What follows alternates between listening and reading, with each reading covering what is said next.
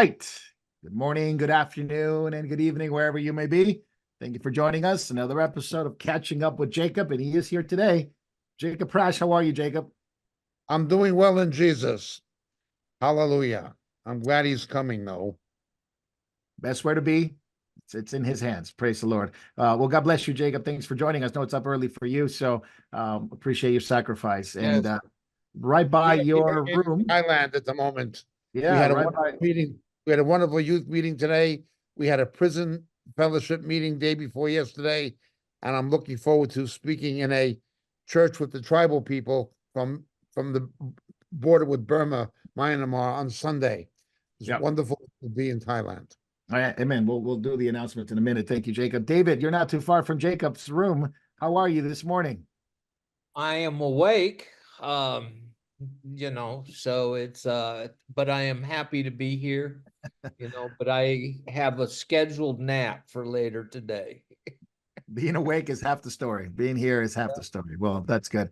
Not as early as you guys are, but nonetheless early on Saturday is Davey. How are you, Davey? Yeah, doing pretty good, thanks, dear brother. And yeah, very special day here today, June 15th. So yeah, very special happy birthday wishes to a couple of my very dearest friends. So happy birthday to you guys. I love you guys heaps. Thank you, Davey. Jacob, happy birthday. It's already Saturday there, so it is your birthday already, although mine hasn't happened yet. Yeah, happy birthday. Marco and myself share the same birthday. Día de cumpleaños, 15 de junio. Junio, yeah. Feliz cumpleaños para ti también, hermano. Y el presidente Trump, el presidente Trump Sí, tiene su cumpleaños hoy. Ayer, ¿quién? Yeah, ayer for you. Yeah, yesterday for you. Trump's birthday is today, I guess. So he missed us by one day. So, well, who can be perfect, right? Anyway, well, not too far from me. Not exactly next door or anything like that, but not too far from me is Jay. How are you, Jay? I'm good. Good to be here. Good to see you all. Good to have you here, brother. God bless you. And we just wanted to welcome everyone in different platforms, from YouTube to Facebook to Telegram to Vimeo to Rumble to Memorial TV to RTN to memorialtv.org. Welcome in the name of the Lord. And we have some wonderful, wonderful topics today. So I'm catching up. We will be going to Backstage, as we have seen that YouTube has been clamping down lately. A lot of free speech stuff. So we'll be reverting back to, talking about things on Backstage as well. But we have a lot of questions that hopefully we want to address. So send the questions in on Rumble. Davey will take care of those, and we'll have them ready for Jacob at the end. So don't forget, we will not be on YouTube or Facebook when we go to Backstage. So a couple of announcements. Who's got the Thailand schedule? David, is that you? You got the Thailand schedule? What's coming up for you guys the next couple of days? The Thailand schedule is winding up. We have a meeting on Sunday, and we have a real Acts 2 church where you speak in English, you speak in Burmese, you speak in Thai, and there's a couple other languages that are there. So, but those are the main three. So, and then the kids, there's kids, they come up and sing. One brings a psalm, one brings a prayer, and all these different languages. It's really fun. That's truly an Acts church. Praise the Lord for that. And you guys are with Scott and with Jaylee. So that's a lot of fun. So that's today for you guys, right? And then and tomorrow or no? It's Sunday. Yeah, it's Saturday right now. Yeah, okay. And then you have and then where you guys off after that is Japan, right? No, Vietnam. Oh, you guys are going to Vietnam. Okay. That is going to be great. And then Japan, right? Yes, right. All right, very good. So praise the Lord for that. And Jay's going to be joining you guys there. So is that already on the website? I meant to ask last week. I think I did ask last week, but I didn't check if it's on the website or not, the schedule for Japan. But it's you guys got some work to do there in Japan. The Australia, New Zealand went well. Now it was Singapore. Now is Thailand. Yes. Of course, after that, Vietnam, and then Japan. So praise the Lord for that. Davey, you have a little bit of an announcement, right? We have a little video coming out pretty soon. You want to make that announcement? Yeah, look, I just want to encourage everybody to make sure you watch the Word for the Weekend this weekend. Jacob will be talking on Romans 1 from the Greek, a message which he gave in at one of the Perth meetings. So be sure to catch that. It's excellent. I highly recommend it. Very good. That should be up there on YouTube pretty soon, on all the other platforms as well. So that's good stuff. And remember, we're also on podcasts. So if you do go to our channel on Moriel TV, on our YouTube channel, there is an index of all the platforms Jacob's on for podcasts, as well as on the website, moriel.org. You can find more information there about all the podcasts and all the teachings and everything else that Jacob's involved in. Plus, if you go to moriel.org, you find out all the missions that Moriel's involved, from Israel to India, Vietnam, all these different places, as well as Thailand, which is our brother Scott's there, and some of the work that's being done in those places, especially in India with the orphanage there and some of the persecution that is coming out. We'll talk about elections today. So that was one of the elections that happened. It was Modi's election in India, and what is going to affect going forward the work of the Lord there. But the work never stops. The gospel and the ministries worked under despots and Roman Caesars and all that. Yes. So I don't see it failing, because the Yes. Lord is never fails. So Amen. praise the Lord for that. And you guys keep us in prayer for those missions and the gospel being preached to the ends of the earth, which Moriel is very Amen. heavy in that. So Mark Jackson, by the way, Yeah. Marco, Mark Jackson is in India, and we just opened yet another new church quite close to the orphanage. So there's a new Moriel church being opened in Andhra Pradesh, and its first Sunday is this week. So praise the Lord. this is in addition to the one we planted a few months ago in Punjab. Yeah. So I'm being blessed by God very much in India, and we're going to need you to go over there basically, but we're going to need to expand the existing orphanage because we're just getting more children all the time wanting to get in. So India's going well. Praise the Lord. Praise the Lord. In the meantime, and thank you, Jacob, for bringing it up. Keep Mark in prayer. The devil is always trying to Always. subvert the work and trying to attack believers there. So there is persecution in India, Pakistan, Punjab, and so we need to keep believers in prayer. We need to definitely keep believers in prayer. And I don't mean that as a just when you go to bed or when you wake up in the morning. I'm talking about prayer throughout the day for the believers there. Serious prayer, because the Lord is working there. The Lord is working there. So let's get started. We got a lot to catch up on, especially Jacob wasn't here last week, so lots to catch up on. So Jacob, let's start here. Elections in the EU. Elections in the EU, 17 out of 27 countries have already confirmed their voting and their counting. France has dissolved their parliament because, well, I guess Macron didn't get his way. Belgium, Netherlands, France, Germany, Hungary, all these had major elections. Obviously, Hungary stayed with Viktor Orban, but the other ones had a lot of tearjerkers. It seems like the left is losing. Populism is sweeping across Europe. In conservatism, they call it far right, but we'll talk about that. Jacob, what are your thoughts on the dissolvement of the French parliament? Sort of a quick move by Macron to keep power. What is happening is the French left is itself divided against itself. You've got green parties, left, center, socialists, and so forth. They're so afraid of Le Pen that they're forming a coalition to try to stop her. These are people who don't like each other. It's not dissimilar to what you saw with Bernie Sanders and Hillary Clinton.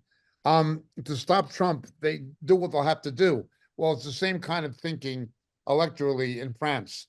Now, France has a peculiar system. While Britain has a parliamentary system of democracy and the United States has a presidential system, France has a hybrid of the two. They have a hybrid of parliamentary and presidential democracy. It is a very complicated form of government you have in France. But it sent an absolute shockwave. It's something that's not happened in probably at least 30 years or more. And there are multiple aspects to it. There's the European aspect to it. There is the aspect how it is going to affect the French aggressive policy towards Putin in the Ukraine. Elements of the left are against Macron's pro-Zelensky policies in the Ukraine, yet they're still willing to put that to one side and make a coalition with Macron to stop Le Pen. Another fear is, while I don't have any evidence it's true of her, she's very much seen in France as her father's daughter. And her father was not just a right-wing French nationalist who understood the Islamic threat. He was also had anti-Semitic expressions in his political vocabulary. Let's just put it that way. And there is a fear among French Jews of the political right. Many Jews have left France because of Islam and come to Israel. The Jewish community in La Marais in Paris and Marseille has been depleted somewhat with immigration aliyah to Israel because of Islam and growing anti-Semitism. But there is something of a fear that what is perceived as the extreme right could turn into something anti-Semitic again, what we call les Juifs. The Vichy French collaborated with the Nazis against French Jewry. And this very much haunts the mentality of French Jews. So on one hand, the right that had won the election understands the Islamic threat to Europe and to France. On the other hand, France is very much a prisoner of history in terms of the Jewish issue. So that is the situation. But he's taken a big gamble. Macron has taken a very, very big gamble. The last time this happened, it was Jacques Chirac, 1997, yes. dissolved, and it didn't go well for him. It didn't go well for him in history. So it is a big gamble. Now, let me ask you this, Jacob. All of these are being called right-wing, far-right, right-wing national populist movement. What do they mean by far-right? Much what MSNBC and CNN will say about any kind of a Republican or a moderate conservative. They'll make them all into fascists. They'll make every Christian into be a closet Confederate or something like this and pro-slavery. That kind of lies and propaganda is the mainstay of the left-wing media in Europe, the same as it is in the United States. It's the branding by the mainstream media, which is left-wing in its orientation. These people are not necessarily extreme right. They're probably closer to Miss Mahoney in Italy, that kind of right, or like Nigel Farage in England. But England is the other aspect of this. In Great Britain, for the first time, the Reform Party, now led by Nigel Farage, who's the Donald Trump of Great Britain, have overtaken the Conservative Party, have overtaken the Tory Party, not by much, but it could lead to a landslide of moves by conservatives to the Reform Party, because the Conservative Party has let down conservatives so much since the time of Margaret Thatcher. Nigel Farage being the hero of Brexit. So it's something that is in Britain. It's something that we've seen in Germany with the challenge to Olaf Scholz, who's no bargain either, and something above all, perhaps, that we've seen in Belgium.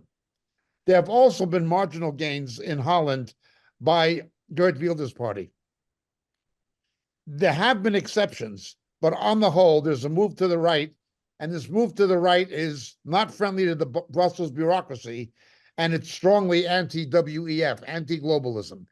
These people are tired of Islamic intimidation, and they're tired of a globalist imposition of a globalist agenda on their own countries without democratic representation. That's what it's a result of. Yeah, their platform is very anti-war. They don't want the war with Russia. They don't want immigration from the Middle East or from Africa. They want, they want reform in terms of spending, because Europe is just spending through especially with the Ukraine war. And of course, and they don't want to be under the boot of Brussels, the EU. David Lister, what do you think? Belgium's prime minister is crying. Olaf Scholz, literally, he was crying. Olaf Scholz is not very happy. He lost again. Liberal leaders are having a panic attack as maybe their agenda is not going to be fulfilled. What do you think this move is? This a populist move against the globalists? Will they win? Will they be of any sort of resolution, especially with the war looming with Russia? That is a big question, whether it can be resolved in this election cycle. And being that a lot of the EU is unelected, as far and don't have power, what will it really affect for the EU part? But it is interesting, but have we gone too far with the war? That's another question. That is a great Um, question. and because it's almost like we're right on the preface of World War III, and people are trying to pull back, trying to stop this insanity. But my fear is it may be too late. Now we're taking money away from Russia's confiscated money, and Yeah, these are 50 all billion. 50 billion, and these are all acts of war. And so, when you look at what these people are like, that they're not necessarily far right, but the way, because they're so power hungry, the left, anything more than a quarter of an inch away from their stand on the left is considered ultra right, Right. conservative, Nazi. Yeah, Quarter inch off of theirs. yeah, they're So, acting like Hitler's got elected last yeah. night, and he's coming into power. It's just unbelievable how it's being painted. I wanted to read this letter. This was written by a Dutch lawyer, as it were, to the German people, and I thought it was really good. And let me know what you guys think. I'm a Dutch legal scholar, but I'm interested in Germany. In my youth, I got to know German culture, German literature, music. I can't imagine life without Beethoven and Wagner. Germany has given the world an incredible amount of value, but that is precisely what the world today has forgotten. Germany and Germans were and almost always viewed in the shadow of the last two wars, both inside and outside Germany. The historical guilt of Germans, it's emphasized again and again that Germans should feel compelled to give interest to other nations again and again. This needs to stop. Germany can and must no longer neglect the interests of its own people. If things continue like this, for example, migration policy is not seriously reformed, there'll be no Germany in 10 to 20 years. This is what European elections are all about. Don't make the mistake that the European Union does not play a role. On the contrary, Germany's fate is perhaps determined more in Brussels than it is in Berlin. Therefore, I say to you, it is time. It is time to vote. Take Germany back into your hands. Be proud of your country. Dear Germans, leave the feeling of powerlessness behind you. Make your voice heard in the European elections. How much of that do you guys agree with? It's a heartfelt letter from a Dutch that's dealing with their own government to Germans who are trying to, remember the AfD, the Conservative Party, Olaf Scholz imprisoned some of them because they were winning in the polls. He couldn't do enough to keep them out of the race, but he at least imprisoned some of them. Jacob, we'll go to you first.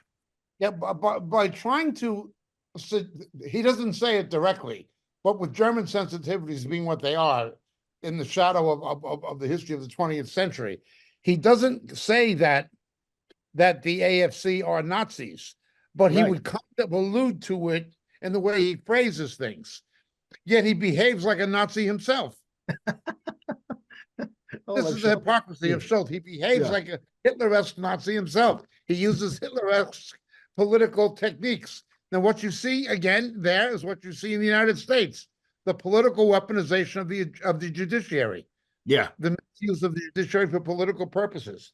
It's happening in Europe. It's happening in the USA. Now, this is also true with the elections. The Democratic Party is very aware of what's happening in England with Nigel Farage, right. and what is happening what has happened in continental Europe, and they will see that as a harbinger or an indicator of what is likely to happen in November in the United States. They're watching it very closely. Don't expect the mainstream media to say this, but I assure you that Carville and these people and Axelrod, they're well aware of it. Yeah, I do believe that. Jacob, do we think that this is going to happen in the UK and in the US, a populist wave, or is it perhaps in the US it's hard to tell since we're months away, but at least in the UK, are we going to see Brits going to more of the center, more toward conservatism? Then let's say, well, Nigel Farage said Scotland, it's not. Scotland is going to go left. It seems that way. But are we going to see more populism? Absolutely. That's already happening. The question is, can Nigel Farage and the Reform Party win or lure enough people from the traditional conservative party into the Reform Party, or just make a coalition with it where the Reform Party will be the dominant partner in the coalition and have a chance to stop the Labor Party. That would be the only thing that could potentially stop Labor. But then again, in their desperation, Labor would make deals with the Greens. They would make deal with the Liberal Democrats. They'd make deal with the Scottish National Party, with the Welsh National Party. They'd make deals with the devil. They'd make deals with anybody to stop Farage, much the same as the Democrats would make deals with anybody to stop Donald Trump. Same kind of thing. Let me talk about the G7 a little bit, because at the same time this was happening, the G7 was going on in Italy, 2024. And out of that came the $50 billion that David Lister talked about going to Russia. But as an honest question, what in the world are these leaders doing there? Why do we call them leaders in the first place? From Biden to Macron to Trudeau. I mean, these people they lost elections. They're unelectable, with the exception of maybe Giorgia Meloni. That's the only one that you could say, well, at least he has a large percentage of her population still vote for her. The other ones are unelected, and they're losing elections. Jacob, we'll start with you. What is the G7? What do they mean anymore? They're trying to get their licks in while they can. Now, one of the changes that's happened is Russia is no longer the G8. You know what I'm saying? Yeah. Another thing that's happened is Europe itself is now reacting against China. It's reacting against Chinese incursions into European markets and Chinese practices, as well as the Chinese support of Putin in Russia. So there's now friction, not just between the United States and China, but between Europe and China. So the G7 has become more cohesive for those reasons. China out, Russia out for the time being, at least. That is what is happening. But they all know that they're in trouble. They all know that they are in trouble. And they're trying to cement and advance progressivist policies while they can. Remember, Schwab is now gone. Schwab is gone. That is another thing that has ramifications in Europe. Schwab is gone. So one of the things that happened, if you watch the film footage, Biden was wandering around like a lost old man who was senile in a park, and they had to grab him and bring him back over to the group. I mean, this is the leader of the G7. This is the leader of a senile old man. And they try to censor it, and good luck. The world sees this. It's not just the people in the United States who are still stupid enough to vote for him or back him, like Howard Stern or the women on The View. Okay, there's stupid people in the United States who will vote for him anyway. But the rest of the world's not that stupid. They see that he's just a senile corruptocrat. They see exactly what he's doing.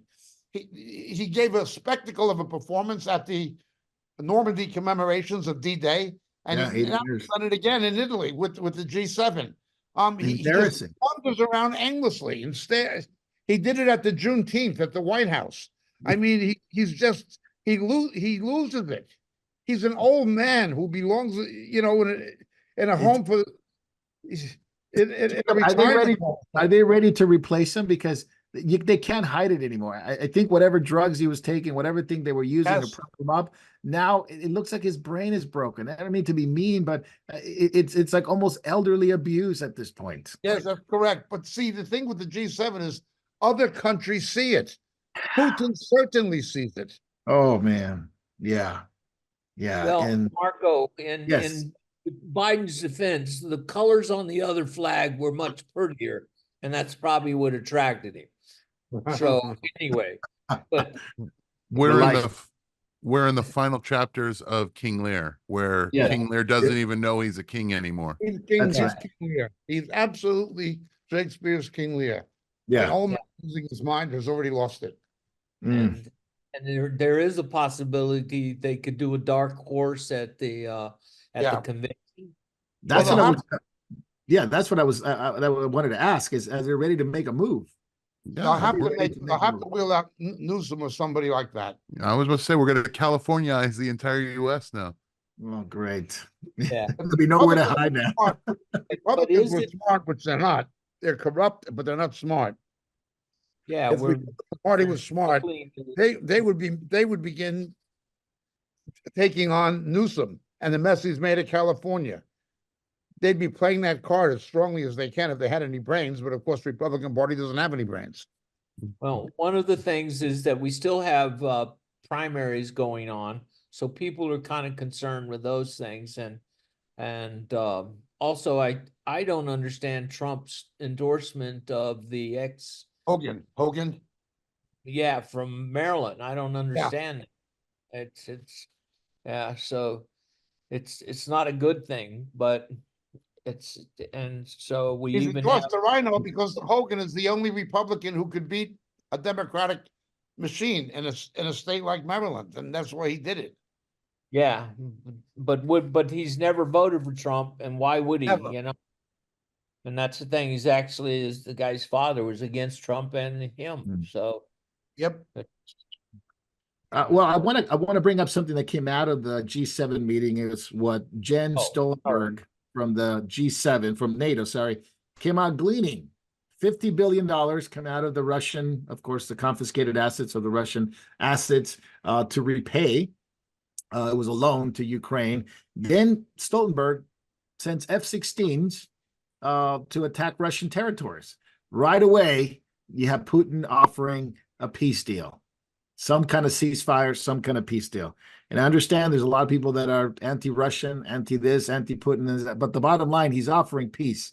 Why isn't anybody even addressing it? Zelensky rejected it right away. NATO rejected it right away. I didn't even tell you what Biden said because he's already addressed it by saying that they can use U.S. weapons precision weapons into Russian territory. So Jacob, we'll start with you. He offers peace. You may not trust him, but is he somebody at least should talk to him? Somebody should talk to him. The Biden administration has put restrictions on what can be done with those American weapons. They've hit inside Russia on the supply lines on the Russian side of the border with Ukraine.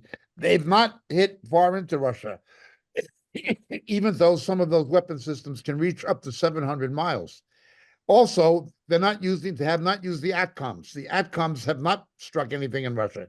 So the most advanced American weapons provided to the Ukraine, tactical weapons, have not been used to attack anything in Russia at the moment. Nonetheless, he gave the okay. He gave the okay, though. He says he could do it. yeah. Because he can do it, but he's not done it thus far. Okay, he's restricted it thus far. Okay. As far as Putin, as long as Putin continues to insist on retaining control of Crimea and of the eastern provinces, the people of Ukraine are not going to acquiesce. The people of Ukraine are not going to acquiesce, even if the West did. The Ukrainians are not going to like it. I understand that NATO and the West, and particularly the United States and NATO, have mishandled this by doing what they're doing, particularly the Biden administration, making these arms provisions and saying it is the prelude to NATO membership for the Ukraine. That is a big mistake. If you were going to negotiate with Putin, that would be your biggest bargaining chip. You'd say, look, we will guarantee that we will Finlandize, as it were, the Ukraine. The Ukraine will not join NATO. If you withdraw from the Ukraine, we will make it like Finland or the way Austria was during the Cold War. It'll not be within NATO. Now, by doing this and saying that it's a prelude to NATO membership, they're giving away their best bargaining chip, and they're taking away any impetus that Putin has to bargain. They're not giving him a way out. They're not giving him a way out. If they were willing to make that concession, he'd have a way out. That, and also unfreezing the Russian assets. You could give him an economic incentive. You could give him a strategic incentive. You'd at least have something to bargain with. You've got to try to bargain your way out of this, but they're not. They're forcing him into a corner. But do they actually want it's like there is behaving as badly as he is in certain respects. The common sense thing is to negotiate an end to this thing that would retain the territorial integrity of the Ukraine, but end the rest of it. I would be willing to give him his money. I would be willing to give him a guarantee that Ukraine would not be in NATO. I'd be willing to give him anything if he made those concessions and withdrew his troops. That's how I would bargain. But they don't want to do that. They're giving away, they're throwing away their bargaining chips. It's like they don't want to negotiate. Bingo. That's it. You got it. I don't think they want to. Go ahead, David. Yeah, I was going to say, Jacob, these people, they actually seem to have a spirit of war and death in them. It's like they actually want it beyond just, beyond being politicians and being concerned about their countries and the people. This is talking about world war. Can people go this far, Jacob? Yes, they are. But the question is, what is their motive? They're doing the opposite with Israel. They're trying to force Israel into occupations with an inimical force that will not accept their right to exist. They're trying to pressure Israel into negotiate with someone, an Islamic terror organization backed by an Islamic terrorist state that will not accept their right to exist. And they're trying to push Israel into negotiating with that when they're doing the diametric opposite themselves. When you have Putin, who, due to the economic pressure on him, has an incentive to negotiate, not necessarily in good faith, but certainly with verifiable concessions. The other factor is they are definitely using the Ukraine to send a message to China. Look what is happening to Putin and Russia in the Ukraine. Don't mess with Taiwan. Don't mess with the Philippines. This will happen to you too. They're trying to send a message to China. That is about the only rational component of their thinking that makes any sense. Jacob, do you I watched Lindsey Graham's Face the Nation on Sunday, and he's talking about this amount of money and rare precious metals and oil and gas that Ukraine and Crimea have. And he says, but they will be a great trade partner with us. Part of that, in my opinion, is they don't want Russia to have these things. They want to make it a Western power thing. They're sitting around $12 trillion is the estimate of rare precious metals, oil and gas in Ukraine. I think that might be the reason NATO is so bent on going to war, because they do not want to lose. Putin was providing so much natural gas and oil and certain other palladium and nickel as well, and some cobalt. Putin continually tried to blackmail. He's tried to blackmail Europe using those things. To a degree, the Ukraine can be an alternative to Russia where the blackmail happened. But the real important ingredient, I think, that Lindsey Graham has not addressed is not the energy or the pressure or the minerals. It is the grain of the steppes. Food. Price of food and grain has gone up in the Middle East. It has gone up in the Balkans, and it's gone up in a lot of places because of the curtailment of Ukrainian grain exports. If Turkey has intervened, then there are some exports still, but the steppes are to Europe. The steppes in the Ukraine and into Russia are to Europe what the Great Plains of the United States and Canada are to North America. That is their breadbasket. What Zimbabwe was to Africa before Mugabe destroyed it. What Nebraska, Kansas, the Dakotas, what they are, and the central provinces of Canada, what they are to North America, okay? That is what the steppes are to Europe. It is a big, big factor. The price of food is already high because of monetary policies and inflation. But when you have grain shortages, it's going to drive the price of food up even higher. And it's doing so. The ramifications of this for even countries like Egypt can eventually be conspicuous amount of hunger. So they're sitting on a gold mine, both physically and literally and metaphorically. They're sitting on a gold mine. So, but the agricultural component should not be ignored. I don't think that Lindsey Graham has given it due recognition. the weird part about it, Jacob, is why are they trying to shut down farms and agriculture in Europe? And yet, if that's the reason, they're trying to get the breadbasket of Ukraine.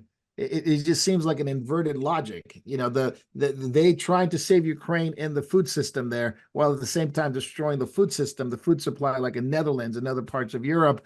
Well, here in the States, the same thing too. Yeah, but Netherlands, it's agriculture. It is dairy based. The agricultural system in Netherlands is dairy based. Well, they have a lot of greenhouses. The tons of greenhouses. Yeah, vegetables and right. It is not grain. Right. Bill Gates is buying up the grain belt as fast as he can. He's buying land in Africa. He's buying land in Europe. He's particularly buying land in the United States. The grain belt. They want to control the grain. Remember the book of Revelation, chapter 6, the grain. Denarius for grain, enough grain. Yeah. That is needed for livestock feed. It's needed for a lot of other things. But what has also happened is the gasohol production in the United States, when they were using grain alcohol to so dumb.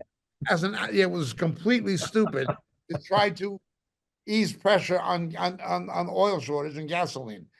That was a big problem, but it required high levels of grain production. Well, yeah. This is their thinking. They shut it up. They shut it up completely. The price. Also, David, yeah, go ahead. I was going to ask you something. Go ahead, David. Well, this is all part of the World Economics Forum of digital money and then controlling also the food. Now, if you control those two things, you can basically control the whole world and fulfill a grain for a day's wages for a day's for some grain. And so this seems to be part of the problem too, is that most every one of these rulers are World Economic Forum disciples. Yeah. So they made this is like this. The same as Irish people, ethnic Irish, even in the United States, Australia, anywhere that you have ethnic Irish, they all know about the potato famine. They all know that there's more Irish in the United States than there is in Ireland because of the potato famine. There were other things, but it was the potato famine that made the great immigration of the Irish in the 19th century and beyond, but certainly the 19th century. It was the potato famine. Well, the Ukrainians have their own version of that.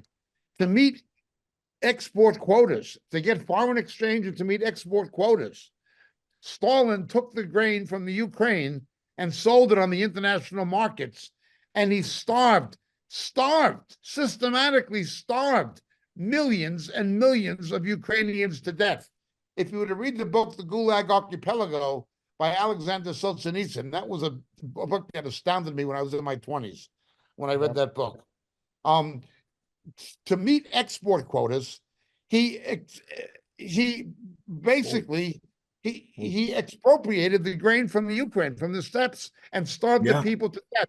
They look upon that the way the Irish look upon the potato famine. It makes them a prisoner of that history. Western mind needs to understand that. Again, I come back to the agricultural dimension. Yeah. Well, yeah, it was a Holodomor with Stalin 31 to 34.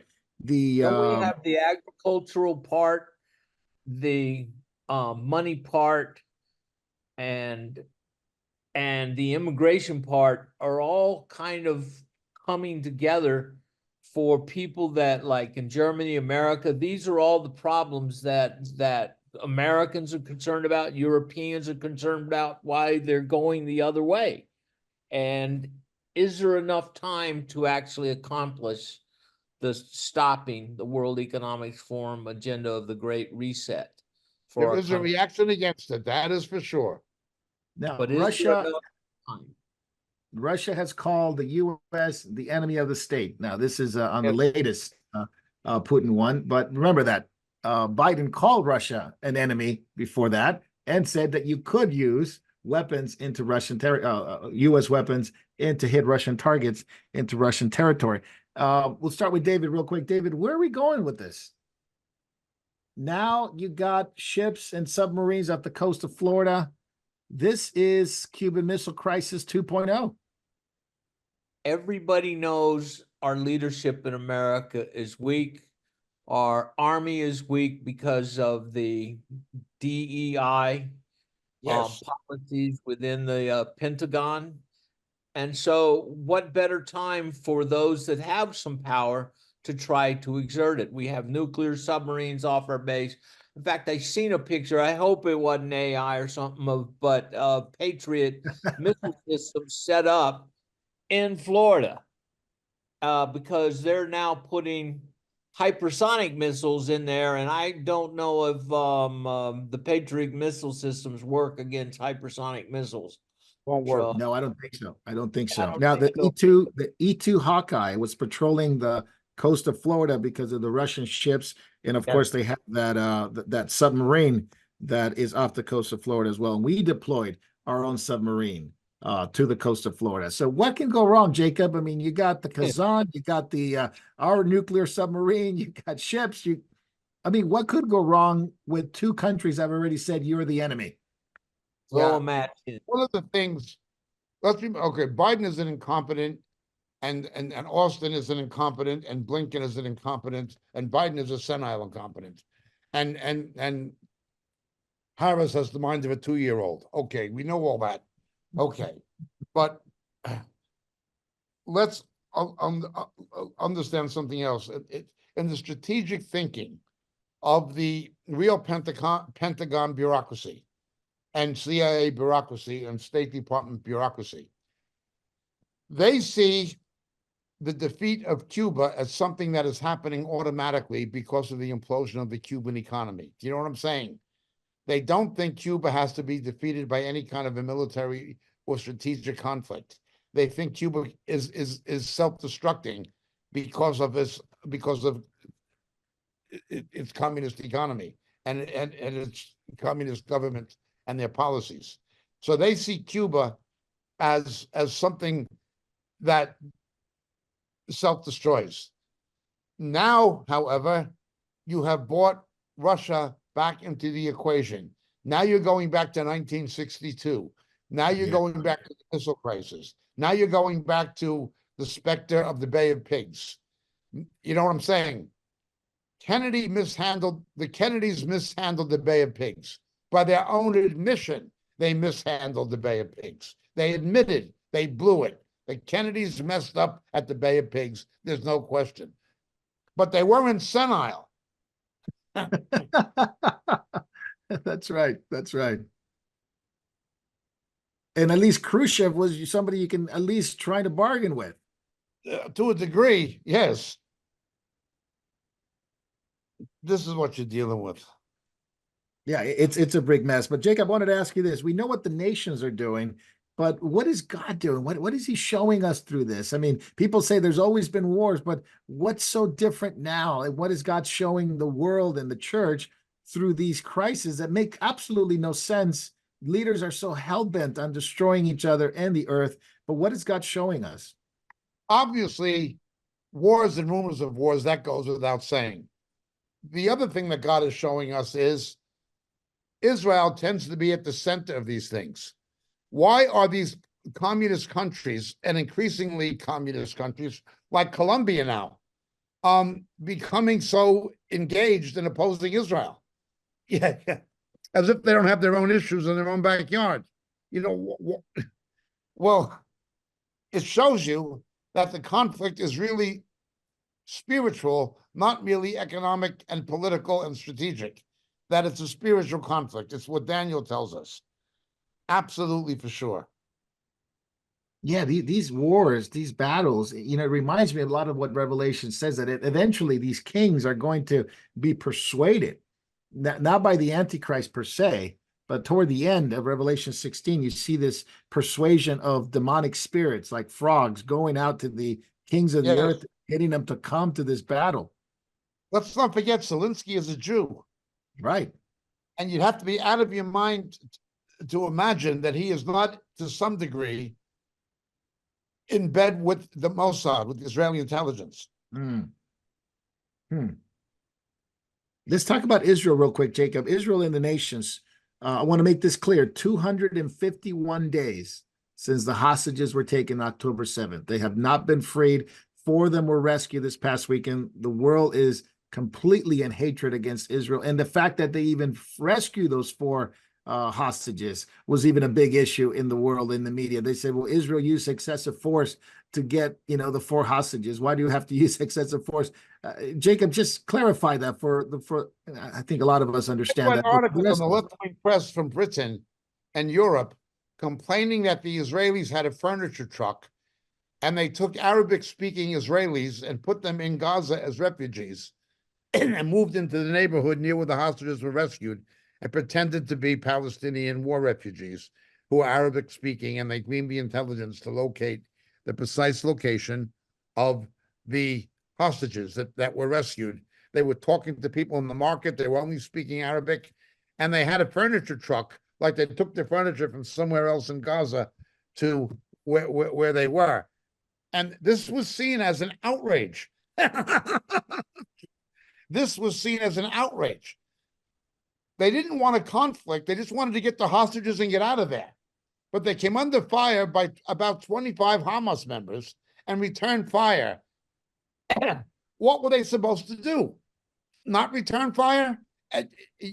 There's a socialist, I believe he's an imbecile as well, but he's a radical, vehement socialist journalist in England called Owen Jones. And he was speaking of the Israeli rescue as some kind of a war crime. Yeah, that's right. That's right. Excessive force. Why will you be killing people? Why are you trying to rescue them with such excessive force? What do you mean excessive force?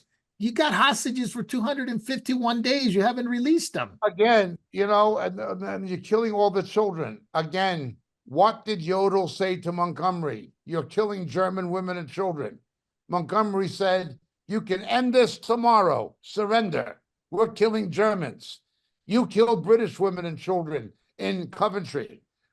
We're only doing in Dresden and in Hamburg and in Berlin what you did to us. Now, you want this over? You can end it tomorrow. Surrender. But Hamas is not going to surrender. In an interview, a Hamas official in Lebanon yesterday stated that Hamas does not even know if the refugees, of the abductees, the hostages, are alive. Yeah. So how are you going to negotiate for the release of hostages if you don't even know if they're alive? And not only that, they could kill them at any time. So 30 Americans. Yes. How are you going to negotiate? That's the first thing. Secondly, the demon-possessed Yahya Sinwar says the death of the Palestinians who were killed is a necessary sacrifice. No. Notice, he wasn't sacrificed. It was the children he used as human shields that were sacrificed. This is the mentality of the people you're dealing with, and these stupid people protesting as if Israel's guilty of a war crime. Well, then Eisenhower was. Well, then Churchill was. Well, then Montgomery was. Well, then Barmer Harris was. What is Israel doing that other countries did not do in the exact same kind of situation, except that the Israeli use of precision-guided weapons, which Biden is threatening to withhold from them, has limited civilian casualties to the extent possible, despite Hamas using them as human shields. Jacob, the fact that Hamas doesn't even know if the hostages are still alive, how in the world are we trusting even their numbers to say that how many children, how many women, how many men have been killed? Of course. The numbers have been unbelievably exaggerated. Their numbers are certainly inflated. Their numbers are certainly inflated. But what's really happened, day before yesterday, the United Nations has accused Israel of being guilty of war crimes, despite the fact that the United Nations Relief and Work Agency are now proven to have been in active collaboration and cooperation with Hamas. Command and control centers, weapons and explosive storage facilities, ordnance storage facilities underneath United Nations Relief and Work Agency facilities. The UN directly in bed with Hamas, and now the UN is condemning Israel for war crimes for killing Hamas. Just 1/3 of the nations in the United Nations are Muslim. 1/3. And the United States defends it. Yeah, it's unbelievable. I mean, you had Blinken this Pays week for it. in Israel trying to negotiate some kind of Gaza deal that they're trying to pass with the UN Security Council, which a lot of people, well, some countries did vote for it, some countries didn't want to vote for it. But Jacob, check this out. Since October 7th, 19,000 rockets and missiles and mortars and drones have been fired toward Israel from Yemen, Gaza, the West Bank, Iran, Lebanon, Syria, Iraq. Total cost almost $600 billion. You could have Yes. fed the entire population of Gaza multiple times over. Yes. 100 rockets just alone from Hezbollah yesterday, 160 on the 12th. And as soon as Israel retaliates, then they're criminals. This is the double standard in justice. We're already seen it. That's the world. But I don't. This is going to happen with Hezbollah. I don't think they're going to. I don't think Blinken or Biden are going to retract what I believe the IDF with Netanyahu. Now that Benny Gantz is gone, they're going to go into Lebanon and get Hezbollah out. Do you believe that is going to happen? That is almost a complete decision made. At this point, it is the most likely scenario. Remember that earlier today, my time, Iran was warning Israel about going into southern Lebanon in another Litani operation, Litani being the river in southern Lebanon, warning Israel not to do it, and warning what the repercussions would be to Israel, because there are so many projectiles, missiles, rockets, drones in southern Lebanon. We're talking about 150,000. What we've seen happen, the attacks on Metula and on Kiryat Shmona, that area of northern Galilee, that is nothing in terms of the overall capacity of Hezbollah to strike Israel. And they will not just strike northern Galilee. They can strike Jerusalem. They can strike Tel Aviv. They can strike anywhere. Yeah, don't forget the drone technology that Obama gave Iran years ago. And now Iran has developed incredible drone, and that Hezbollah has a lot of that technology, which was used a few years ago. When they went into the scrimmage against Israel, they were overwhelmed. So this is not going to be easy. Plus, they have a lot of weapons, anti-tank weapons, precision-guided missiles that they received, that IDF soldiers are going to have to face that if they go into Lebanon. If it was possible to indict O'Malley and Obama and Biden and Blinken and Hillary Clinton and John Kerry and Jake Sullivan, if it was possible, and Susan Rice, if it was possible to indict those people for treason, I would love to see it happen if it was possible. You know what? It's just incredibly irritating and far hatred of against the Jewish people, Jacob, in New York City. They hate America as well. They hate America with the great Satan. But in New York City, they got these guys going into the subway and saying, "Who's a Zionist? Who's Israeli? Get out, get out." We're back to 1938. We're back to these are people who should not even have been allowed in the country because of September 11th. Yeah, we're here now, huh? But for the betrayal by Bush and Cheney, at the beginning with them, and then Obama, it's just a betrayal by our own government. These people should not have ever been allowed in the country. If they have green cards, they should be canceled. If they're foreign students, their visas should be revoked. They should be deported. Yeah, at the Israeli Council in in New York, the other ones should be denationalized. At the Israeli Council in New York, you got people burning Israeli flags, American flags, and I'm thinking, what in the world are these people? Why are they here? Why are they?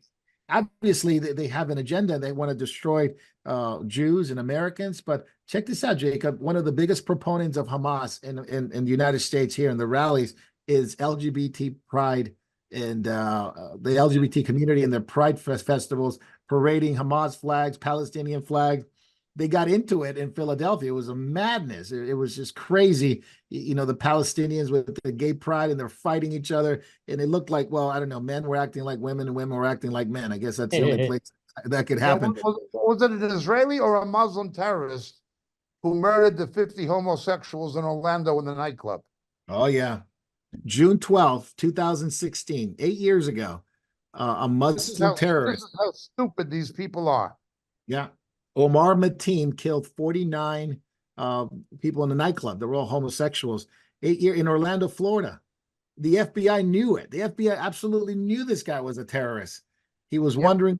And so did they forget this, Jacob? The LGBT community has completely blinded to the reality. Blinded, complete blindness. Look, That's the key Hamas there. on the Saudi will handcuff them and throw them head first off a roof and kill them. And they're protesting on behalf of Hamas. Look, this is Romans 1. They've been given over. They have a spirit of error.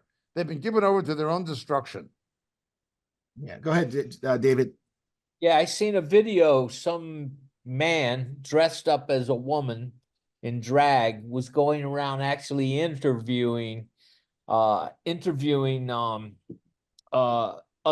people in gay pride parades and telling them about the problems with Islam and homosexuality, and telling them, asking them questions. Like we've all seen those questions they ask of college kids that they can't answer.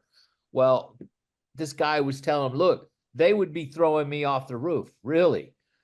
This is what, you know, and it's like, you see that this truly is a blindness, a curse that has come on these people because the college kids don't know what they're protesting. The homosexuals that are for Hamas, they don't know what they're doing. It's like the whole world has gone called evil good, and it's Isaiah 8:5. You know, everything is upside down, called bittersweet and sweet bitter and good Oh yeah, evil. Isaiah 5, yeah. This is that day. Man, yeah, the fact that it's on June 12th that it happened in Orlando, Florida, where homosexuals were killed. I don't want to see homosexuals killed. I don't. I love them. I like to share the gospel with them and that they would be saved. That's the reality. I don't agree with anything that they do and morally and socially and the things that they do to children. It's horrible, but I want them saved. yes. Islam wants them dead. And yet they go and support them and support. It doesn't make sense. Israel has one of the biggest, if not the biggest already, homosexual parade in the world. Tel Aviv, increasingly growing in Jerusalem. So the Israeli government is open to them, but yet they cry out, genocide, colonialism. This is what the LGBT community believes Israel. Yet at the same time, hundreds and thousands go to Tel Aviv and have their sexual pride parade, and yet they're the ones they're on the side of Hamas.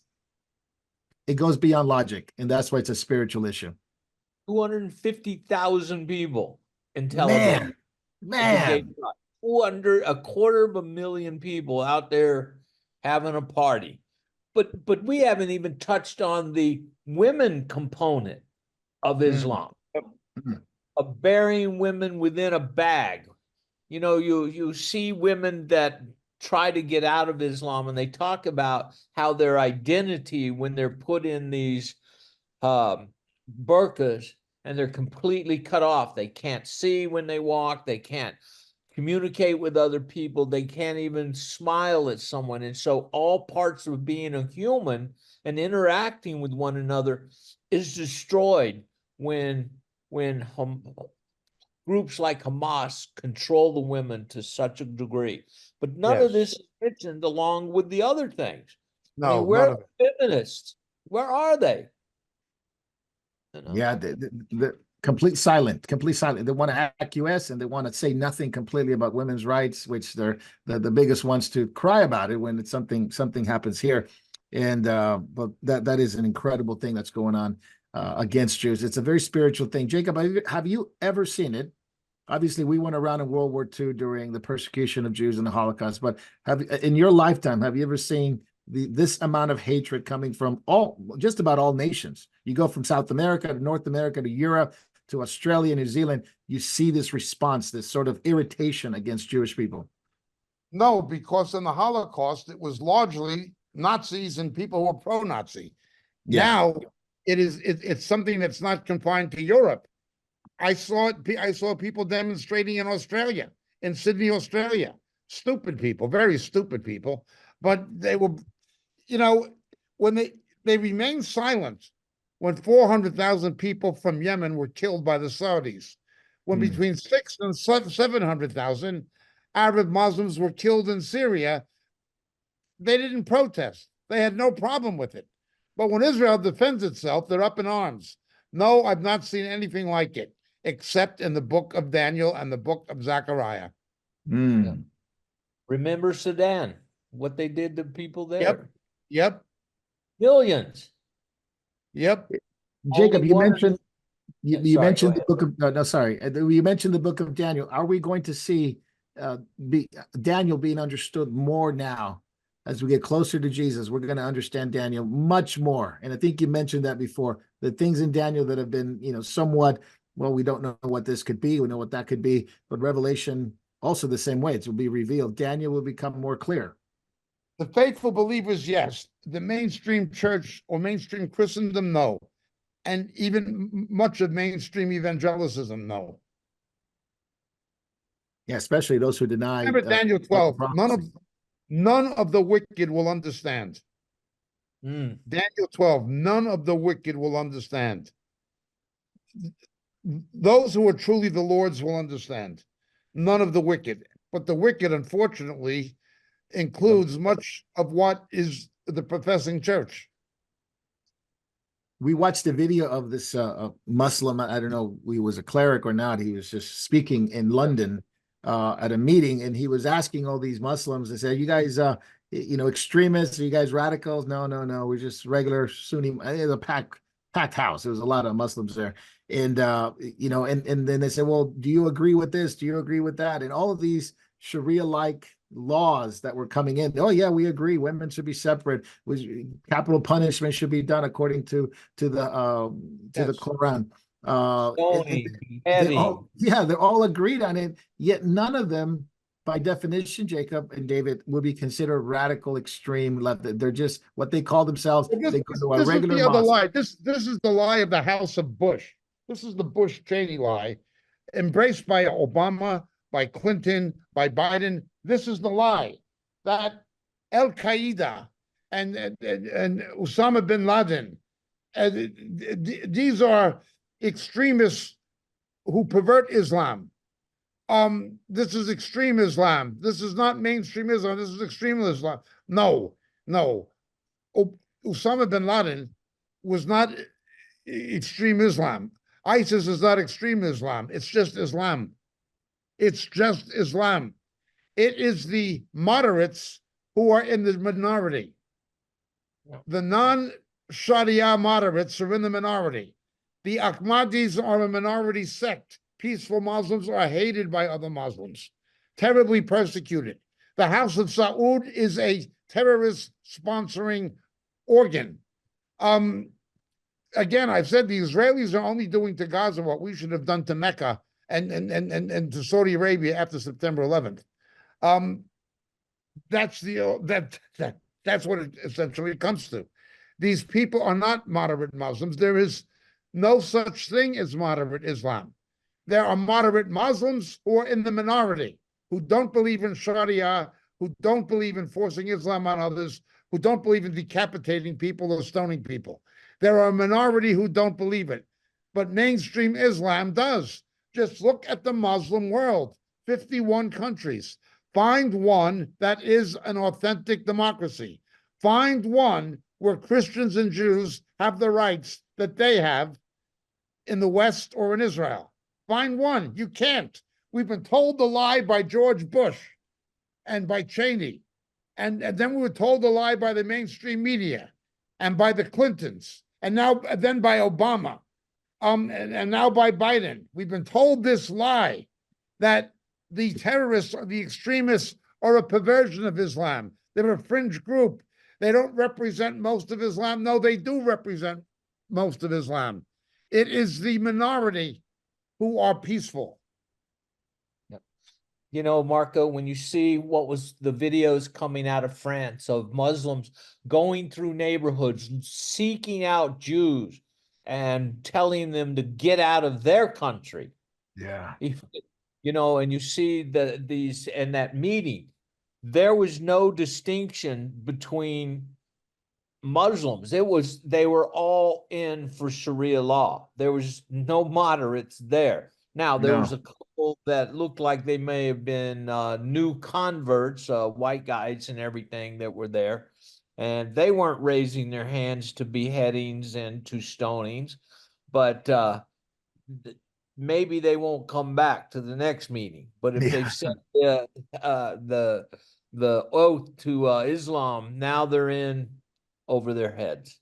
Yeah, remember that video we watched? I think it was 2 weeks ago of that police officer in London who, oh, not London. I think it was, I forget what city it was, maybe Birmingham. He said he converted to Islam and he was part of the community, inshallah, and all this stuff. And I'm thinking, like, what did he sign up for? What is he doing? He doesn't even know. No, He doesn't. He's got peace in his little neighborhood because he goes along with it. Oh, I can go tell Mohammed one that Yeah. his son is running around. So he seems like a good guy, but he hasn't seen the other side when they have control and they start assoning. What is he going to do? If he stands against them, they'll get rid of him too. Yeah, which is typical, right? What Islam does is it's within Islam, they have this idea that if you go into a certain country, you take, certain neighborhoods, we have the minority, there's peace. yes, If you have the majority, when you start having elections and now you have mayors, now you that's the doctrine of Hudna. That's the doctrine of Hudna. Then you get to a position of power, and then you try to wage war and take over.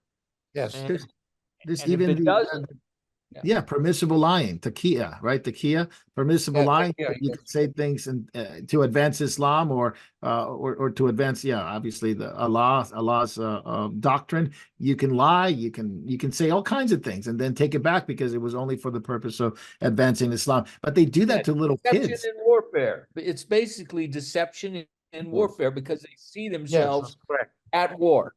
Yeah. Well, military disinformation. And they have very good spokesmen who communicate this lie. They have excellent public relations people. George Bush, Dick Cheney, Barack Obama, they have very good spokesmen and media. They're compensated very well. They're compensated very well. Yeah. Now, Jacob, now they do it to kids. Now they talk about the Portland Teachers Union creates an anti-Israel. It's an anti-Israel K-12 curriculum, lesson plan. Portland Teachers Union, along with Organizing Palestine, which is another organization, in the classroom K-12, showing them what an antifada is, what jihad is, what a map of the Middle East is without Israel, and you have to color it in. Disinformation, talking about how Israelis are basically Zionists, colonialists, participation in protests. This is all, call it for what it is. It's a grooming. They're grooming. But it's also revisionism. They're not teaching history. They're rewriting it in order to indoctrinate and brainwash children. But this is the same group, Marco, in Portland, especially there in Oregon, is that they taught them to transition kids. Yeah. So they are confused, and now they're going to involve them with Islam. It's almost like they're setting these children up. Death sentence. Yeah, it's a death sentence. Yes. They don't love these kids. Teachers, man, I remember my 4th grade teacher, Miss Trachtenberg, how much she cared for us and how much, 60-something years ago, I still remember her. But man, these teachers they're enemies of kids. Not all teachers. I don't want to say all teachers, but some of these teachers are, it used to be such a profession where you would go in there because you love kids, because you wanted to make them better citizens and better, citizens in society and care for people. And people would go into into the profession of teaching or taking care of kids, giving up their own careers to go and help the next generation. Now you got money, everything. Yeah. And now it's you're right, David. It's not all teachers, but some of these teachers that go in there for the purposes of grooming, of telling them their sexual preference, to teach them to hate Jews. I mean, this is going to bring the judgment of God. This is going to bring the judgment of God on people. Oh man, we're talking on children. Right. It's a war on children. So destruction of the next generation. And what are we going to have?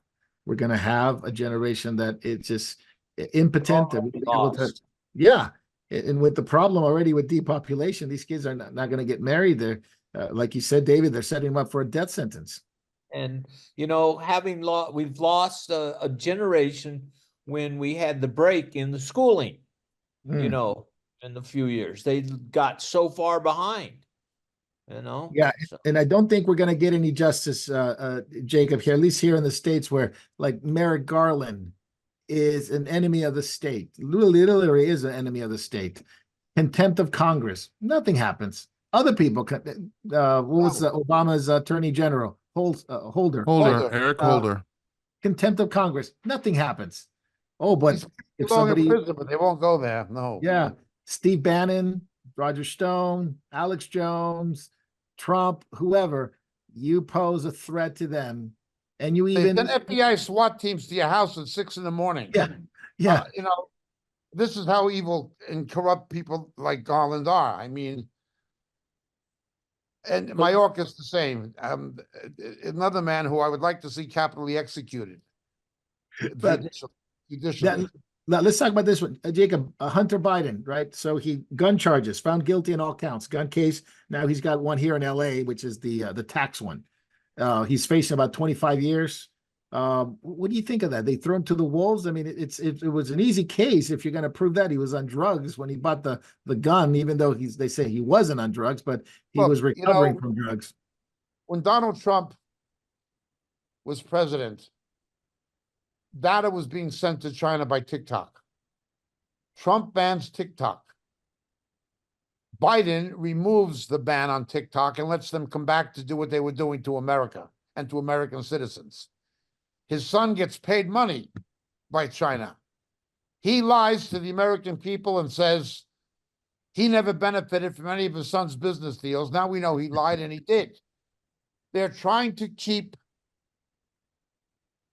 any kind of prosecution, any kind of public accountability, any kind of congressional investigation away from those kinds of things.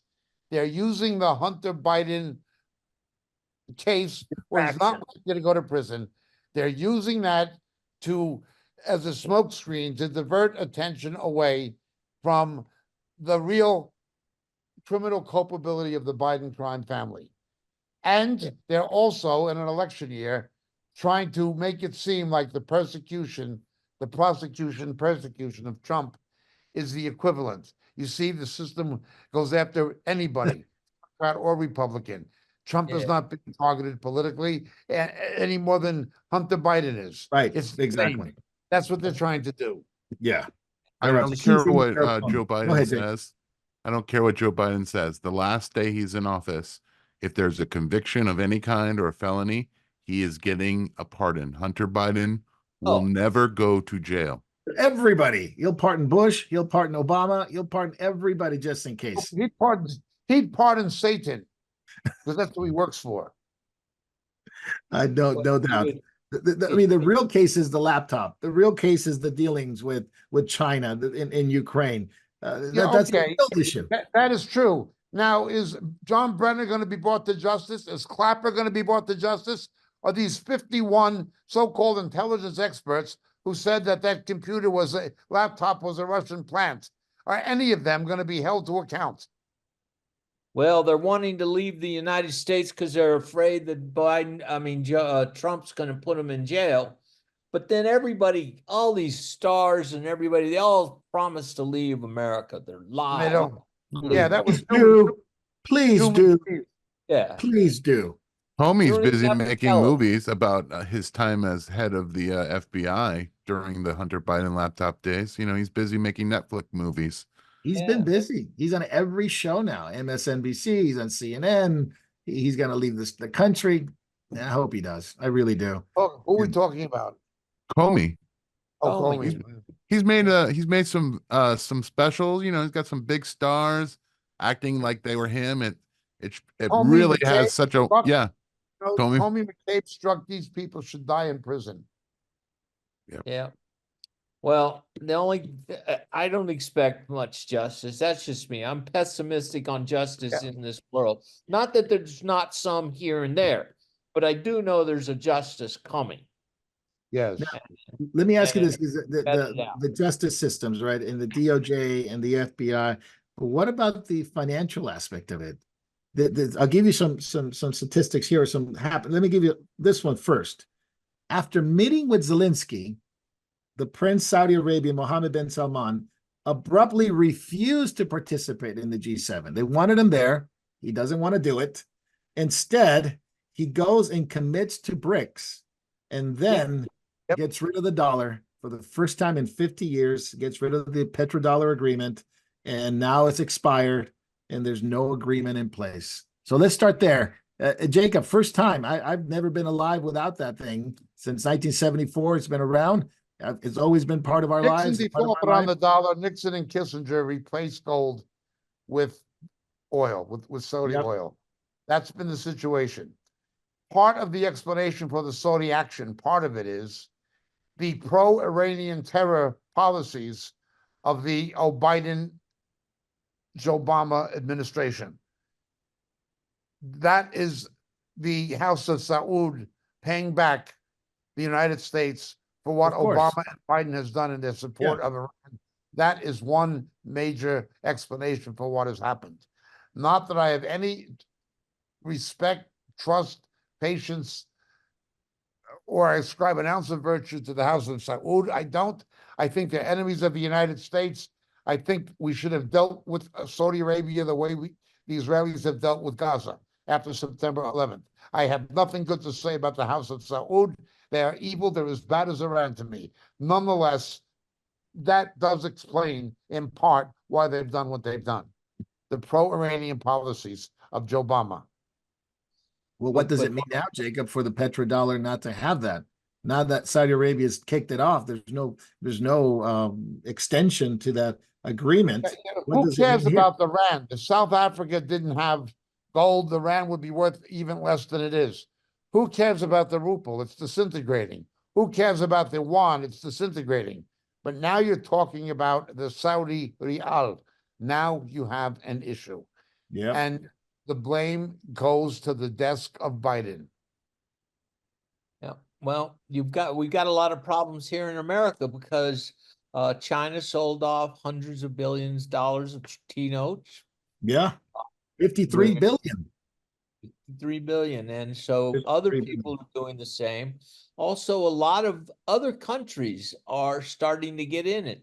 Where we're sitting in Thailand, they've already petitioned to be in BRICS and expand their trading within that format. And because their bot's in trouble, but they are looking to that as the future because they'll be able to buy whatever they need. But they also, Thailand has oil off the coast. So, but you see, one factor is the dollar will still be around for one reason. Nobody wants to sell things to Thailand paid for in baht. Nobody wants to sell things to China paid for in yuan.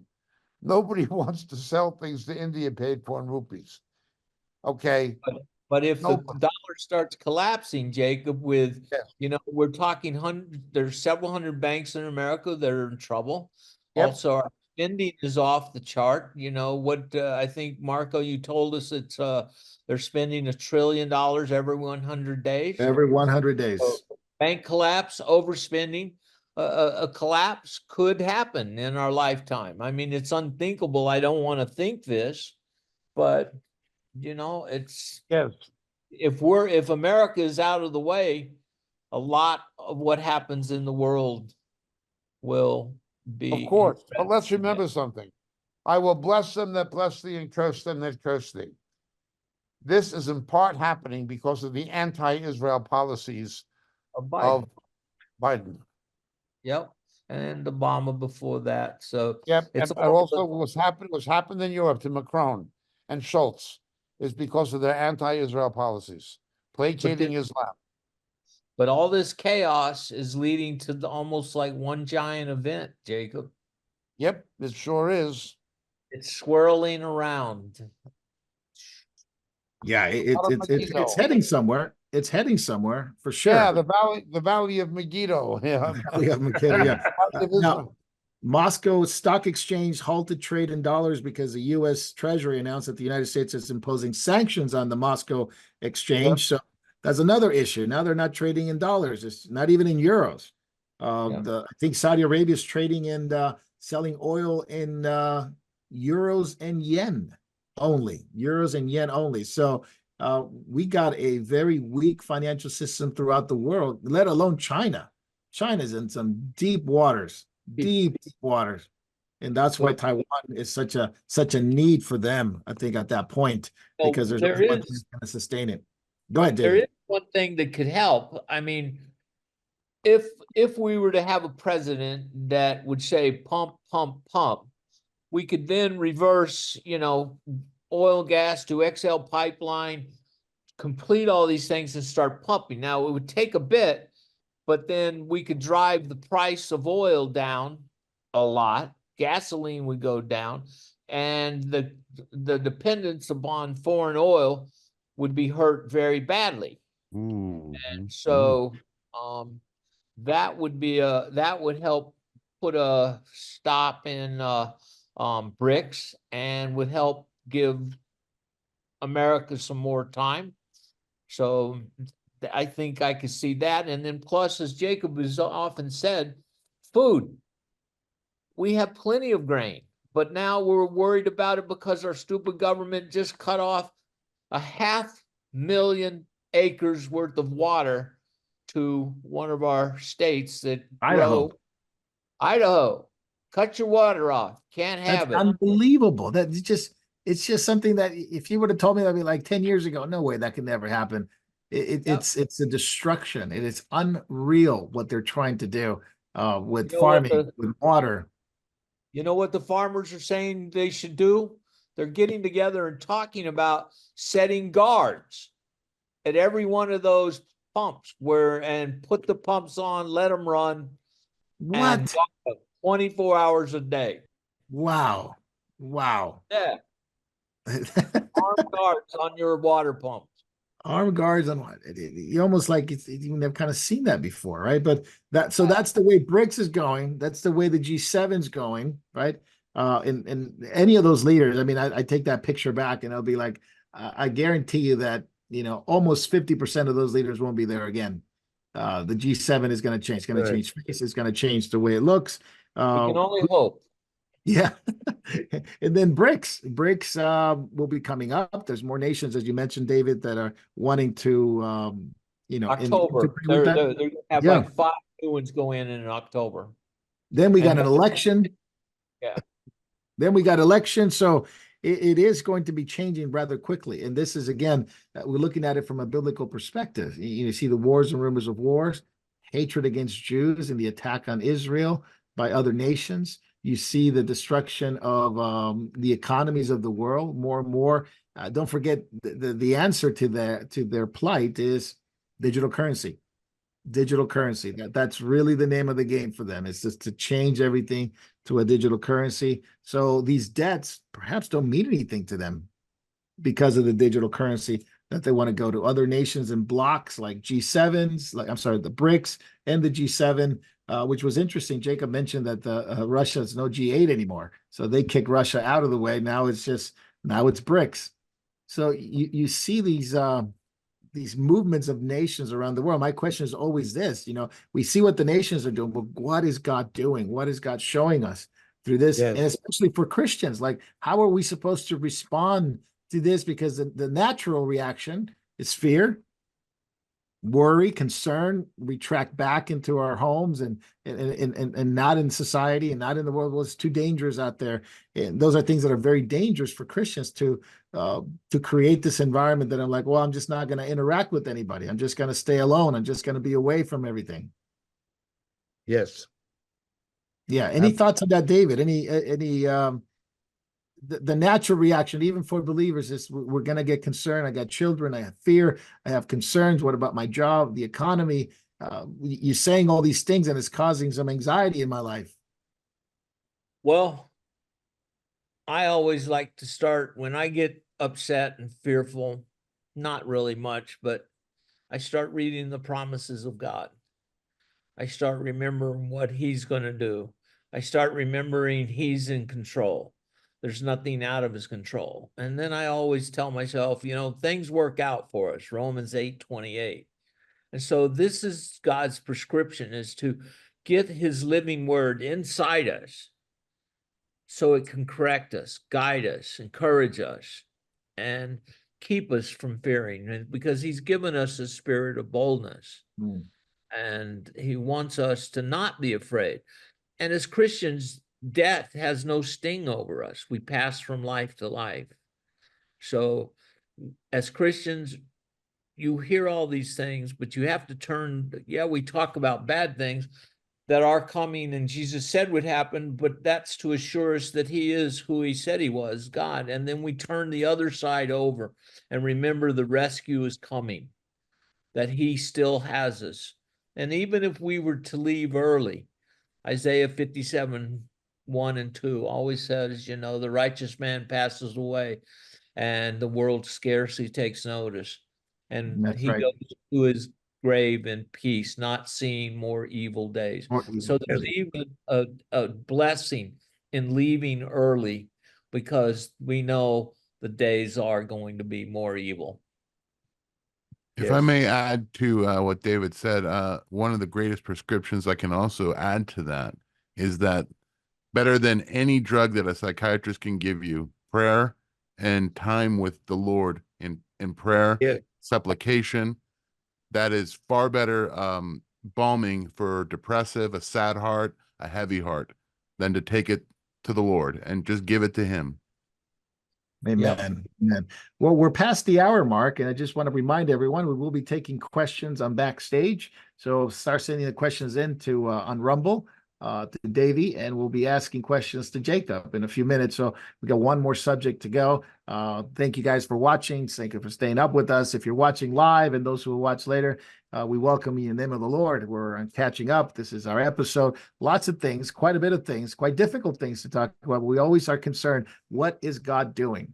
And what is he showing us? And this is where believers need to really hone in on scripture, prayer, fellowship with the Lord and with each other. First John talks about that. And so this is what we endeavor to do, to encourage you, to uplift you, not just talking about the news, because the news are horrible, man. And these news are absolutely, like, I don't even want to talk about these things, but we must, because we must inform the world that Jesus is coming. And these things are happening for the purposes that God is doing, as he's showing us that Jesus is coming soon. That is the reality. God wants to expose the world to the truth and to the reality of what they have done to this world without God, what false religious systems do, what destruction of children do. And yet God is giving people over to their sin and to the reality of their own mind and to their thinking. And yet there are people being saved. There are people coming to Christ. Good news coming out of India and Pakistan and the Punjab area and South America and Australia, New Zealand. God is working in the hearts of those who are willing to turn from sin and put their faith in him. One more subject. And Jacob, the Baptists had a vote. Southern Baptist Convention, women in ministry. They were going to ban, they were going to add an amendment to the banning of women pastors in their law, in their, I guess you would call it, in their bylaws. Yes. And they were going to add things like they're going to be kept from serving as pastors as qualified by scripture. And the ban to that, or the amendment to that, failed, meaning that they opened the door now to women pastors within the Southern Baptist Convention.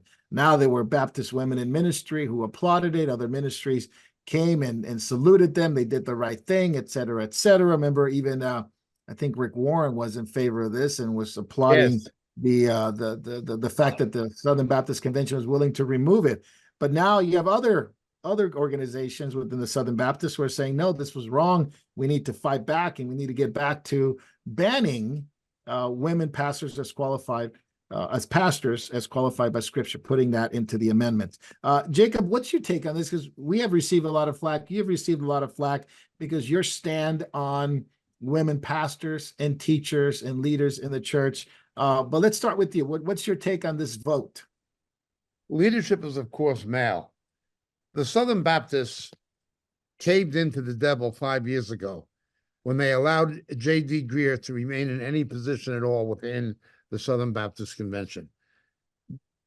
Greer called upon Baptists to be the #1 spokesman for homosexual and lesbian rights, which to them means the right to adopt children and bring them up. And that's how they see their rights. And Greer said that the Baptists should mandate themselves to be the spokesman for it. Greer is an evil man. He works for the devil, as does Rick Warren. These men work for Satan. They are of the devil. They work for Satan. What troubles me most is the good people, or I thought were good people, within the Southern Baptist Convention, the good pastors who've not been up in arms about it. Why did they not react against Greer years ago? This should not even have become an issue, but it did, because people who knew better compromised. They've destroyed themselves. The Southern Baptist Convention, I don't know why any pastor would keep his church in something like that anymore. They should form an alternative to it and just part with these people. Yeah. David, what are your thoughts on it? This has been going on for some time, and I think it's hit a crescendo. Yep. See, I remember, look, I was Southern Baptist. I have a letter somewhere at some church.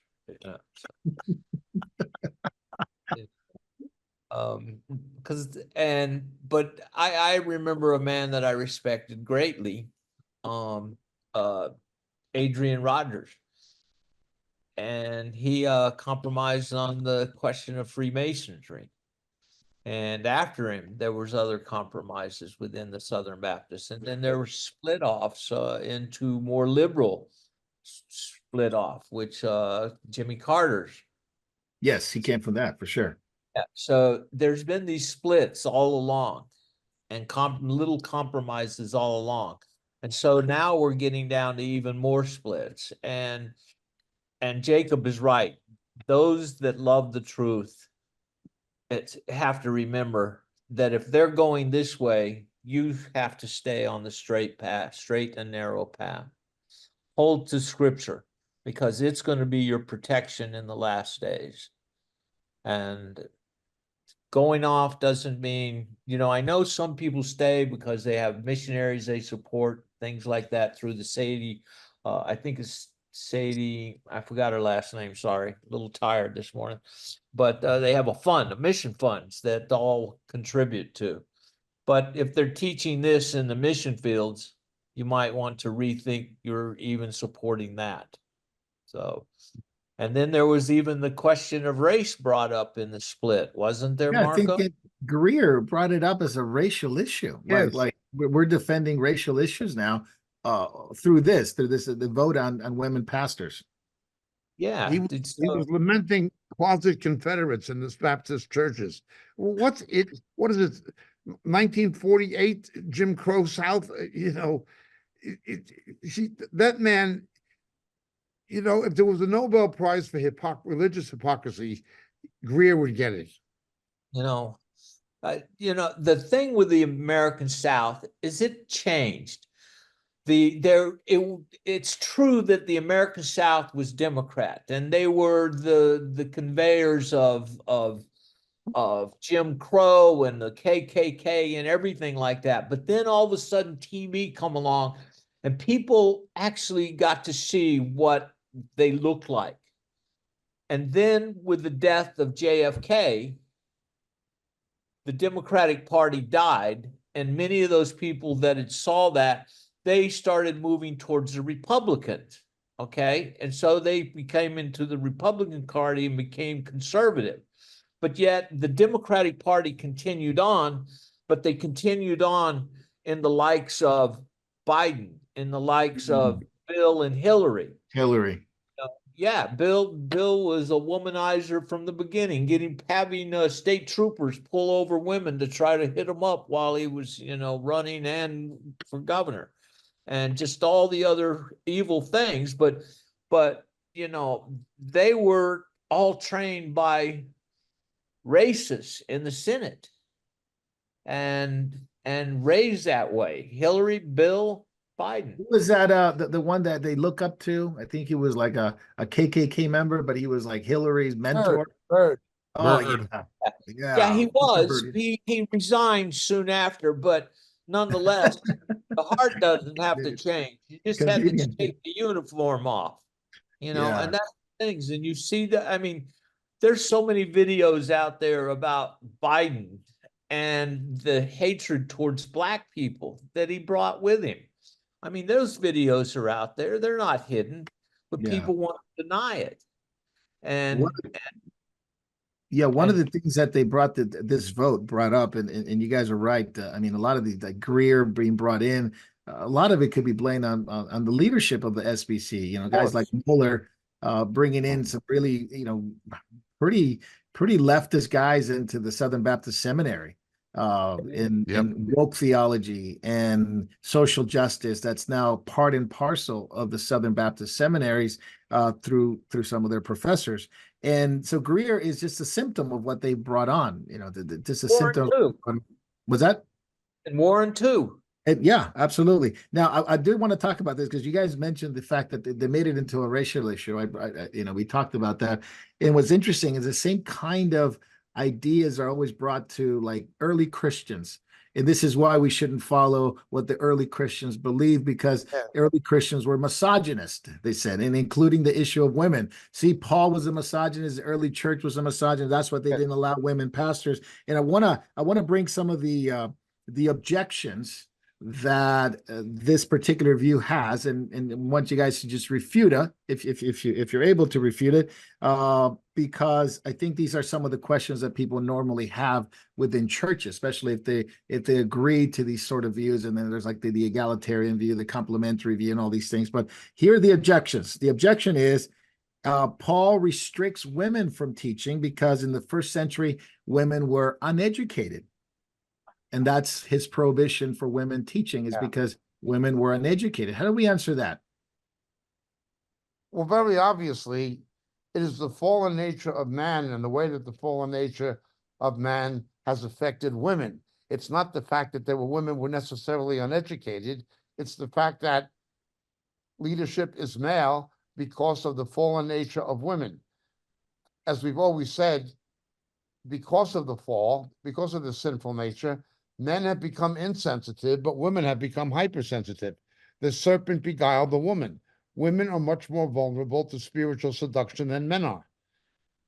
Male leadership is to be protective of women. Women are more vulnerable to spiritual seduction than men are. That is why leadership is male. It has nothing to do with education per se. They're reading something into the text that doesn't say to try to justify themselves. Exactly. 1 Timothy 2 mentions absolutely nothing about educational status whatsoever. So I guess if education was a qualification, there'd be a lot of people that wouldn't qualify. Now, second objection. Paul restricted the women of Ephesus, because this is what it was addressed in Timothy, who was a pastor of the church of Ephesus. Ephesus was known for Artemis worship, and therefore Paul was reacting to the female-led customs of the Ephesian idolaters. That's why women were not allowed to teach in Ephesus. Again, they're reading something into the text. The text does not specifically say. There were other places. Paul in Athens, he was preaching at the Areopagus on Mars Hill in the shadow of the Acropolis with the Parthenon, the temple to Athena. That was the main temple of Athens, where Athena, the goddess of love and beauty, was worshipped. So why are you saying that about Diana of Ephesus when you're not saying it about Paul in Athens in Acts chapter 17? They're very selective. They're reading into the text things it doesn't say, and there's no consistency. What we have here is what I always say is something old and something new, or something new and something old. What is new is the feminism of the secular world, or the feminazism of the secular world, getting into the church, permeating the body of Christ. That's the thing that's new. The thing that's old is the Jezebel spirit. It goes back to Ahab and Jezebel. It is not new. Jesus spoke of it in the book of Revelation, chapter 2. It has always been around. What you see happening is something old and something new. And again, as always, the devil has his spokesmen. His spokesmen are Rick Warren. His spokesmen are J.D. Greer. His spokesmen are other people like that. The very fact that you have people like a proven false prophetess like Cindy Jacobs, or a woman who was caught walking hand in hand with Benny Hinn while he was married to Suzanne down the Via Venuto in Rome. I speak of Paula White, who's a divorcee. The fact that they allowed disgusting women like this to be in ministry, disgusting women like this to be in ministry, that speaks volumes. That tells you what it is. It's the Jezebel spirit. All right. Here, another objection. Oh, yeah. You got something, David? Go ahead. Yeah. The thing is that Paul does allow women to be teachers. Other women. Of other women and of children. In fact, Paul is giving women first shot at the men, help develop these young boys into good men that lay the foundation. So why isn't that enough? All right. Great question. I think they want the pastoral leadership and eldership of the church. Of course. But in that, Marco, I think there's something bigger and more sinister going on. Okay, most good leadership, most benign leadership is based on the concept of sacrifice for the good of the many. Yeah. But female leadership so many times has to do with just the feeding of the ego, the promoting itself above and being placed there because they've been oppressed the whole time. That's what at least feminism would say. And again, it's like the good of the whole, I'm going to sacrifice my comfort, my time, my focus for the good of the many, or I have to be there to make sure that women break a glass ceiling. Which is the more benign form of leadership? Right, exactly. A third objection is Paul is referring to husbands and wives, not men and women in general. So the Greek word for women and the Greek word for men in 1 Timothy could refer to husband and wife. So he's not saying women couldn't teach, it's just wives couldn't teach. Why is a wife less spiritual than a single woman? Again, there's no logical consistency in their hermeneutic. And if that was the case, you also have the problem with Priscilla. Yeah, we're going to get to that one. Yeah, for sure. Yeah. Well, what's interesting, and I had to look it up, the Greek word, it's also used for men to lift up holy hands, or women to dress modestly. So I guess if it was only for husbands and wives, with that word only meant husbands and wives, and only husbands lift holy hands, and only married women should be dressed modestly. So yeah, Jacob's right, doesn't make any sense. Here's the just the last one is some of these women in the Bible were giving leadership positions. So why not give other women leadership position? And they mention Miriam, Deborah, Huldah, Priscilla, Aquila, and they say, look, they were leaders. Why not give women today that kind of leadership? Where you have a Priscilla, you have an Aquila. Where you have an Esther, you have a Mordecai. Where you have a Deborah, you have a Barak. Show me one place where God has used women in a position of leadership where her head was not covered by a male authority, where God ever circumvented male authority. Show me one place. They cannot. No, that doesn't exist. All the 12 apostles were men. Leadership was male even from the beginning. And even the issue of Phoebe, I think she's called a deacon, and she worked with Paul. I mean, there was always women can't be deaconesses. Yeah. But deacons don't involve teaching, but also correct. And when they always say we're misogynists in the Old Testament of women, but when you read the law, you see that God protected women. Like if a man had married a woman and then returned her, the penalty was on him that he had to pay 3 years worth of salary and he could never remarry again. And there was all these other things that if men did to women, the penalty was on the man because they were supposed to protect the women. And then also we see in the Old Testament, women had the right to own land, where in many places in the Middle East and other countries, they weren't allowed. They were very oppressive, and they were a Proverbs 31 woman. She's running a business, she's keeping her, so where they get this from is they read it into the text. They don't actually read it for themselves. They just hear it, as it were. Yeah, Well, and there is a spiritual side to it. You guys mentioned that it's the feminism of the world, and Jay was talking about the lifting up of the individual and trying to raise them up to a status that God did not want that for women in that position. I mean, who honestly, at the end of the day, I've been a pastor for a while now. Honestly, who wants to be one? Who wants to? If you're a true pastor, you should not want Yeah, to yeah. do the job of a pastor. Yeah, there'd you be want to get fewer. shot at every time, but it just seems like that it's like a limelight. They want this limelight to be seen, they want to be Yes. known. And of course, Paul gives us the answer. If you read First Timothy, Jacob, you talked about it earlier. It's the issue of creation, who was created Yes. first, in terms of authority, and it also the issue of deception and leadership and protection, Correct. because women were deceived. And so they were in that position where a man or a husband, in this case, or leadership in the church would protect them, the spiritual Yes. authority being there. But again, it's that usurping of not wanting to be in any submission and any authority authority over correct. them. Women have, I mean, incredible. In our church, it's incredible. Women have incredible gifts, and they make the church run, honestly, because they have gifts of hospitality, of mercy, Yes. teaching other women, teaching children, evangelism, helping, serving, administration. We couldn't do it without women serving in the ministry. And Moriel's the same way. correct. There's a lot of women behind the scenes who do a lot of things. Correct. But at the end of the day, You know, Marco, yeah, go ahead. you and I have always said that we depend upon, like when we're answering questions for women and everything, I have women that are very mature around me that I often have to go to, and they say, well, David, that's a little hard. You might want to try it this way. So I'm dependent upon women's sensitivity to try to connect with women and stuff like this. So they are important within the ministry and everything. And I Absolutely know vital you have in a it. good relationship with your wife and do pretty much the same. Yeah, Well, and I think what from understanding from women, I have 4 daughters and my wife, and the understanding of women is the fact that when they hear something like this, it's almost saying to them, when feminism speaks like this, are you saying that we're not intelligent? Are you saying we're not capable of?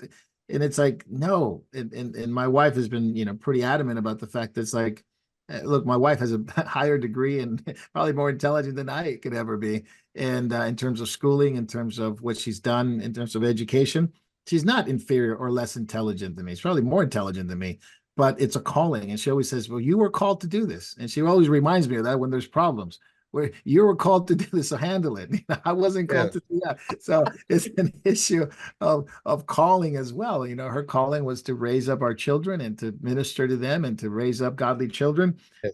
And so, but to us as men, it was the example of leadership and to example of protection. So it believe me, the Bible is absolutely true. It's clear. It works. Trust me, it is.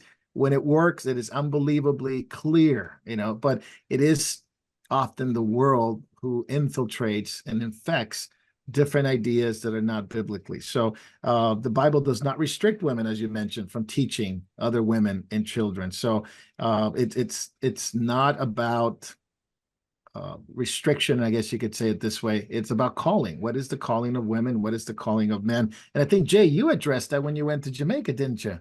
That was the whole point. They had a lot of female pastors in Jamaica, a lot of co-pastors, and that was the main drift. It's gender identity according to the Bible. That was the subject of my lecture. I just wanted to add to what you said, Marco. There's a calling on all men to be leaders, and yet we as men have always, since the first man, have tried to blame women, and we're not going to take responsibility. But even today, the onus is on us. We have to take responsibility. We have to lead. We have to take the darts and arrows that feminism are going to throw at us and still say, no, for your good, we're going to go ahead and we're going to take the reins and we're going to handle this. And a lot of men, unfortunately, are completely willing, like the first man, to say, nope, no, you take care of it. You're right. We should eat the apple. We should eat the fruit. Wow. Yeah.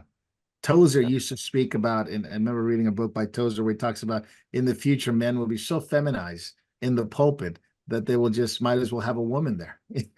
might as well have a woman there because they were feminized. So, and he spoke about this way back in the 50s, that there would be feminized pastors won't be Yep. able to really handle the authority in the church. Davey, go ahead, brother.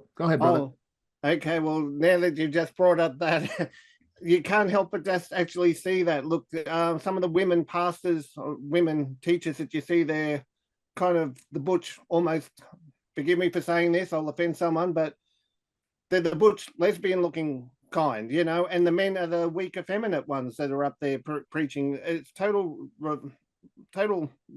reversed to what it should be. But yeah, you said it before, Marco. It's the created order. Paul actually esteemed women. He doesn't look down on women. It's like the French saying, "Vive la différence." It's kind of like we work together. We should be a unit. We should be, we complement one another. It's kind of like we need both, but we need men to take their role, women to take their role, children to take their role. There's different roles, different functions in the body, and that's what we need to operate the way God wants us to, the way He created us to. Yeah. And, we have taught this in our church. We've taught this in different ministries, and there's always that attack. And I wouldn't be surprised if there's people that would disagree vehemently against what we're saying. And, hear a bunch of men talking about women, this and that. And I said, well, we just go to 1 Timothy. That would be our defense. Go to 1 Timothy, go to Peter, go to 2 Timothy, right? Go to these Ephesians 5, go to these places where the scripture talks about the role of women and men and how we're to treat one another in the Lord. And I think that's the loss of it, is the loss of love, the loss of affection, of even just natural affection, or the loss of, the blurring of the lines. What is a woman? What is a man? Even in society, what is the role of a husband? What is marriage? What is the role of a wife, within marriage?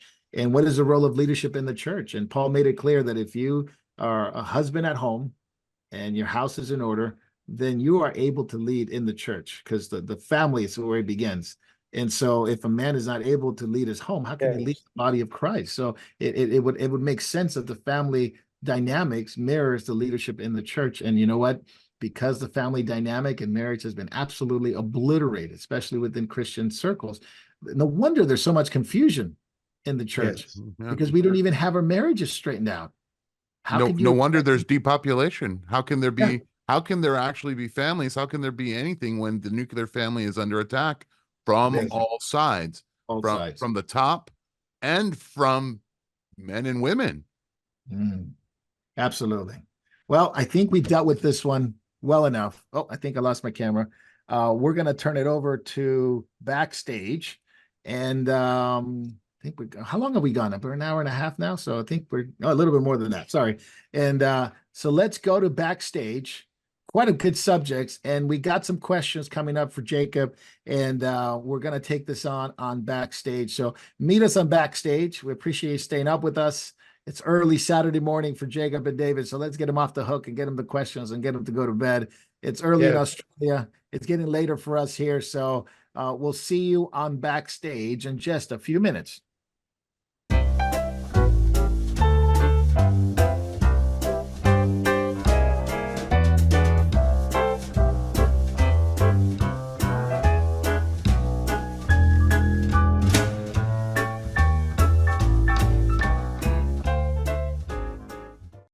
All right, welcome to Backstage, the part of the episode in which our tech overlords do not want us to talk about these things, and increasingly they don't want us to talk about it. And well, that's enough said. We thank you for being with us. And Backstage is part of the episode where we can talk about certain things without the restriction of other, you could say, another tech companies that don't want us to say things, especially increasingly as we get close to the elections. But let's jump into the questions. But before that, I did want to thank everyone for sending us happy birthday wishes. Jacob, happy birthday to you. Happy birthday to you. Feliz cumpleaños para ti, para nosotros. Jacob, you are 15th of June already in Thailand, so happy birthday. And we want to wish you well. And there's a lot of people that are commenting on happy birthday to you. Thank you so very much to everyone. Your birthday wishes are much appreciated. Your prayers are coveted. Amen. And I want to thank everyone who also wished me happy birthday too. We share the same birthday. Don't blame Jacob for that. It just so happened. And so thank you guys so much for sending us happy birthday wishes. Jacob, let's start off. What do you, Jacob, of J.D. Farag withdrawing from Calvary Chapel? Does this mean Chuck Smith can now rest in peace? My question. I'm glad he's gone from Calvary Chapel, but Calvary Chapel should have asked him to leave years ago. Calvary Chapel, it shouldn't have got to this point. He should have been asked to leave Calvary Chapel many years ago. That man has done a lot to discredit Calvary Chapel. He's done a lot to discredit the body of Christ, and he's done a lot to discredit himself. He's a troubled man. I'm not trying to attack him personally, but he's definitely a troubled man. He must be. He must be. To set dates about things, and then when they don't happen, to say the people who objected lack spiritual maturity. I mean, he's just a confused man. He's biblically ignorant. He's spiritually deluded. And I could say more. I'd rather not. I just pray that the Lord helps him, but he should not be in ministry at all. He should not be in ministry at all. All right. Jacob, next question. Would Paul have considered the unbelieving Jews part of the Israel of God? No. In the context he's speaking of, the Israel of God are those at that time who believed that Jesus was the Messiah. Both Jew and Gentile. No, he's speaking about, in the context, about Jewish believers. About Jewish believers. Okay. Those Yeah. who believe this. Okay. This relates to something he said in Romans, where he equates believing Jews for that present age of the church with those who didn't worship Baal in the days of Elijah. He makes that kind of a, so God is always 7,000, yeah. faithful of Jews, and Jews who believe in Jesus are for this time in history what the 7,000 who didn't worship Baal were for that time in history, the faithful remnant of Israel. All right. Jacob, a friend of mine says the last enemy to be defeated is death, and quotes, until I make your enemies a footstool, as the reason the church must triumph on the earth, and that everyone must hear the gospel first. What is this type of theology, Jacob? Please explain why death plays a part in this. Death is the result of sin. The way that Jesus can abolish death is he first of all abolishes that which caused it, which is sin. He atoned for our sin. Satan is bound, and so forth. God does not just get rid of death. He gets rid of what caused it. Once you get rid of the cause, you get rid of the effect. Now, Jesus could not have just rose from the dead to conquer death. He had to first conquer that which caused death, which was sin. He conquered sin on the cross. He conquers death in his resurrection. Ultimately, although death has already been conquered, it's going to be destroyed. Its existence is going to be removed for the believer. We have two words for death in Greek: Thanos and Nekros. Thanos is already gone. It is rendered inoperative. The Greek word is katargeo. Thanos is separation. We cannot be separated from God. We cannot be separated from others who are in Christ. Death is there, but it's rendered inoperative. It doesn't work because of the power of the resurrection. When Jesus comes back, he's going to abolish necros, where you get necrosed tissue, biological death. He's already abolished spiritual death, or at least he's rendered it inoperative. He's katargeo. He is going to abolish biological death, necrosis, tissue destruction. Yeah, the other part of the question is, Jacob, it says that they quote, until I make your enemies your footstool, as the reason the church must triumph on the earth, and that everyone must hear the gospel. What is this type of theology? Okay, this is dominion theology. It's over-realized eschatology. It's held by certain Reconstructionist Calvinists. It's held by people who believe in kingdom now and dominion theology, restorationism. This is what it is. It is the mistaken view that the church is going to conquer the world for Christ before he Yeah. comes. No, we're told in Romans 16, the Lord of glory will trample Satan under your feet. The church will have victory because Jesus gives it to us. We don't give it to him. Amen. Jacob, do you believe the two witnesses can show up before or soon after the first 3.5 years of tribulation? I don't see them active during the wrath or the Orgate period. Will we will identify them as we do the Antichrist? First of all, you have to look at Revelation 11 in the sequence. The rapture occurs between the 6th and 7th seal. Okay. The two witnesses in Revelation 11 are active during the period of wrath. Or are active after the rapture. They are active after the rapture. The trumpets, during the trumpets, The trumpets, correct. Between the 6th and 7th trumpets. All right. Jacob, do Unitarian religions that sorry, just by way of elaboration. Go ahead. Have a resurrection between the 6th and 7th seal. You have the resurrection of the two witnesses between the 6th and 7th trumpet. Okay, in the hiatus. Yeah, some people have said that that's the same event, and no, we're not saying it's the same event. It's just a comparison between the two. Jacob, do Unitarian religions that do the Lord's Supper get damned since they don't believe in the eternal meaning, in the real meaning? It is a memorial for Jesus' death and return. Am I correct? When false religions engage in biblical practices, it doesn't mean anything. The Mormons have baptism, okay? The Catholics have infant baptism, okay? The Catholics have extreme unction, anointing with oil. Other religions, including false expressions of Christianity, will always mimic Scripture.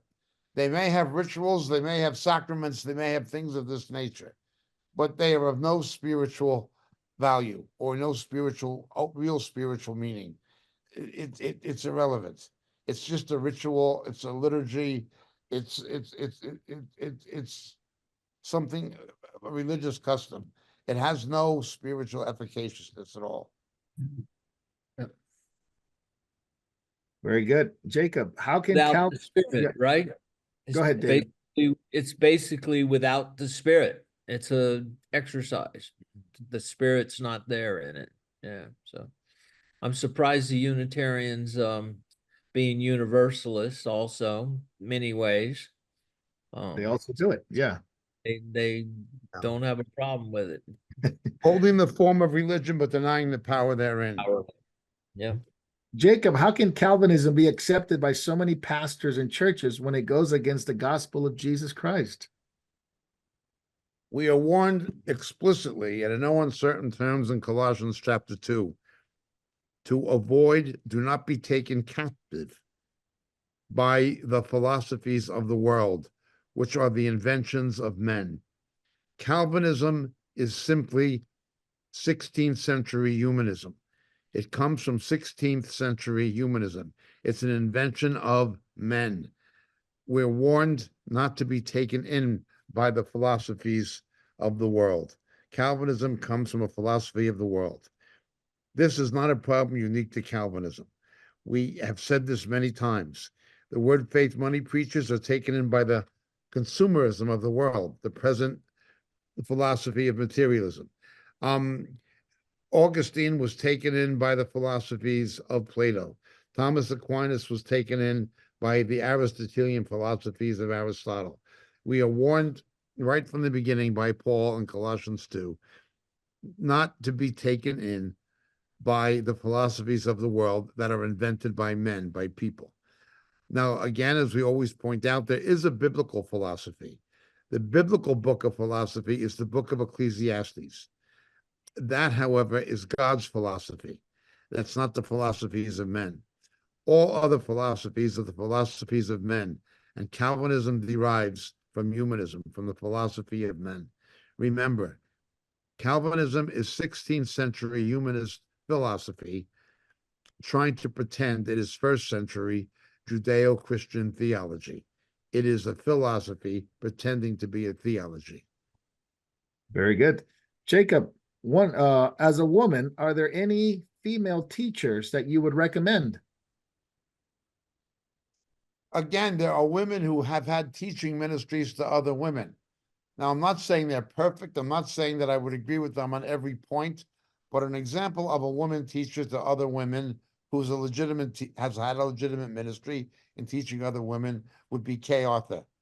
Kay Arthur, precept. That would be an example of a woman who had a legitimate teaching ministry to other women. Yes.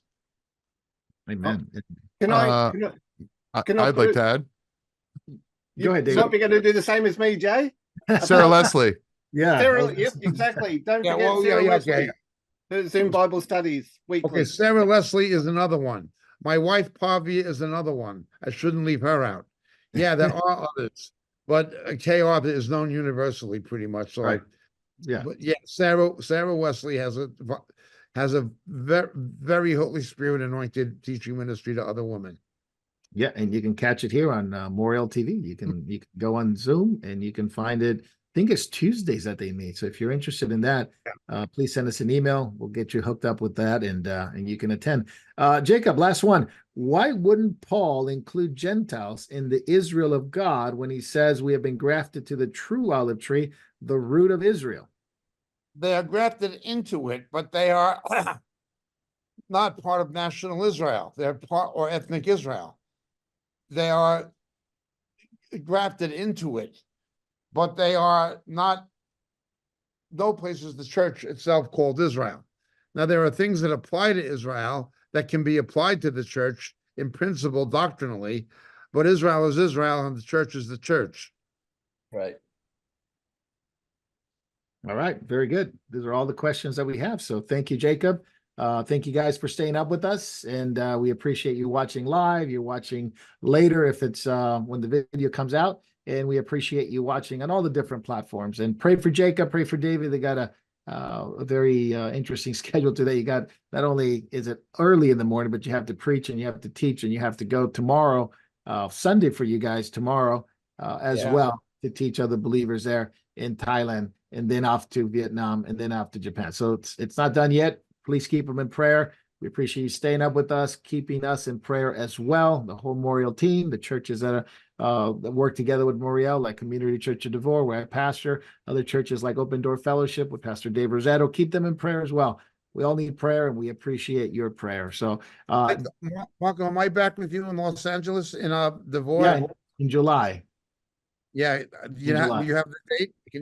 I don't remember at this top of my head, but let me make sure that we send Somewhere everybody around off. the week of the 11th, if it's helpful. Yeah, we'll send everybody off right now, and then we can close out. And so if you have any questions, especially about the women's ministry, let us know. We'll send an email. We'll get back to you on it. David Lister, you want to close us out? A word of encouragement to God's people in these final days. Great questions, great topics, great answers. But let's bring it back to the main point. Okay. Be encouraged, because he is coming soon, and he is coming with his angels, and he's going to rescue us, and we're going to get the justice that we're all looking for, and then he will set up his millennial kingdom, and we will have 1,000 years here to serve with him and to be in his presence before we enter into the ages to come. And so stay faithful. Be careful in these last days. Too many people are drifting. They're just drifting away from the truth. And it's important that you stay focused on his word, stay focused on serving one another and loving one another. In other words, living out your Bible in your life. And that helps to keep you close to the Lord. Because when you lose your life, you actually find the life that Christ wants for you. So, you want me to pray, or are you going to handle that, Marco? No, lads, we just close it out. Thank you, brother. I appreciate it. God bless you guys. We'll see you next week. Every blessing. He who loses his life shall gain it. That's right. And we are clear. All right. I'm going to stop the recording right now, Jay. Hello, and thank you for watching Moriel TV. There are so many things that are happening at Moriel Ministries worldwide, from the Philippines to Japan to India to Africa, and back to Europe and the United States. So many of our brothers and sisters are spreading the good news of Jesus Christ to this lost world. We are so thankful for your prayers. God has been faithful and has blessed us in so many ways. If you'd like to partner with our efforts abroad and at home, please take a moment to click the link in the description and help us as the Lord leads you. Thank you very much, and God bless.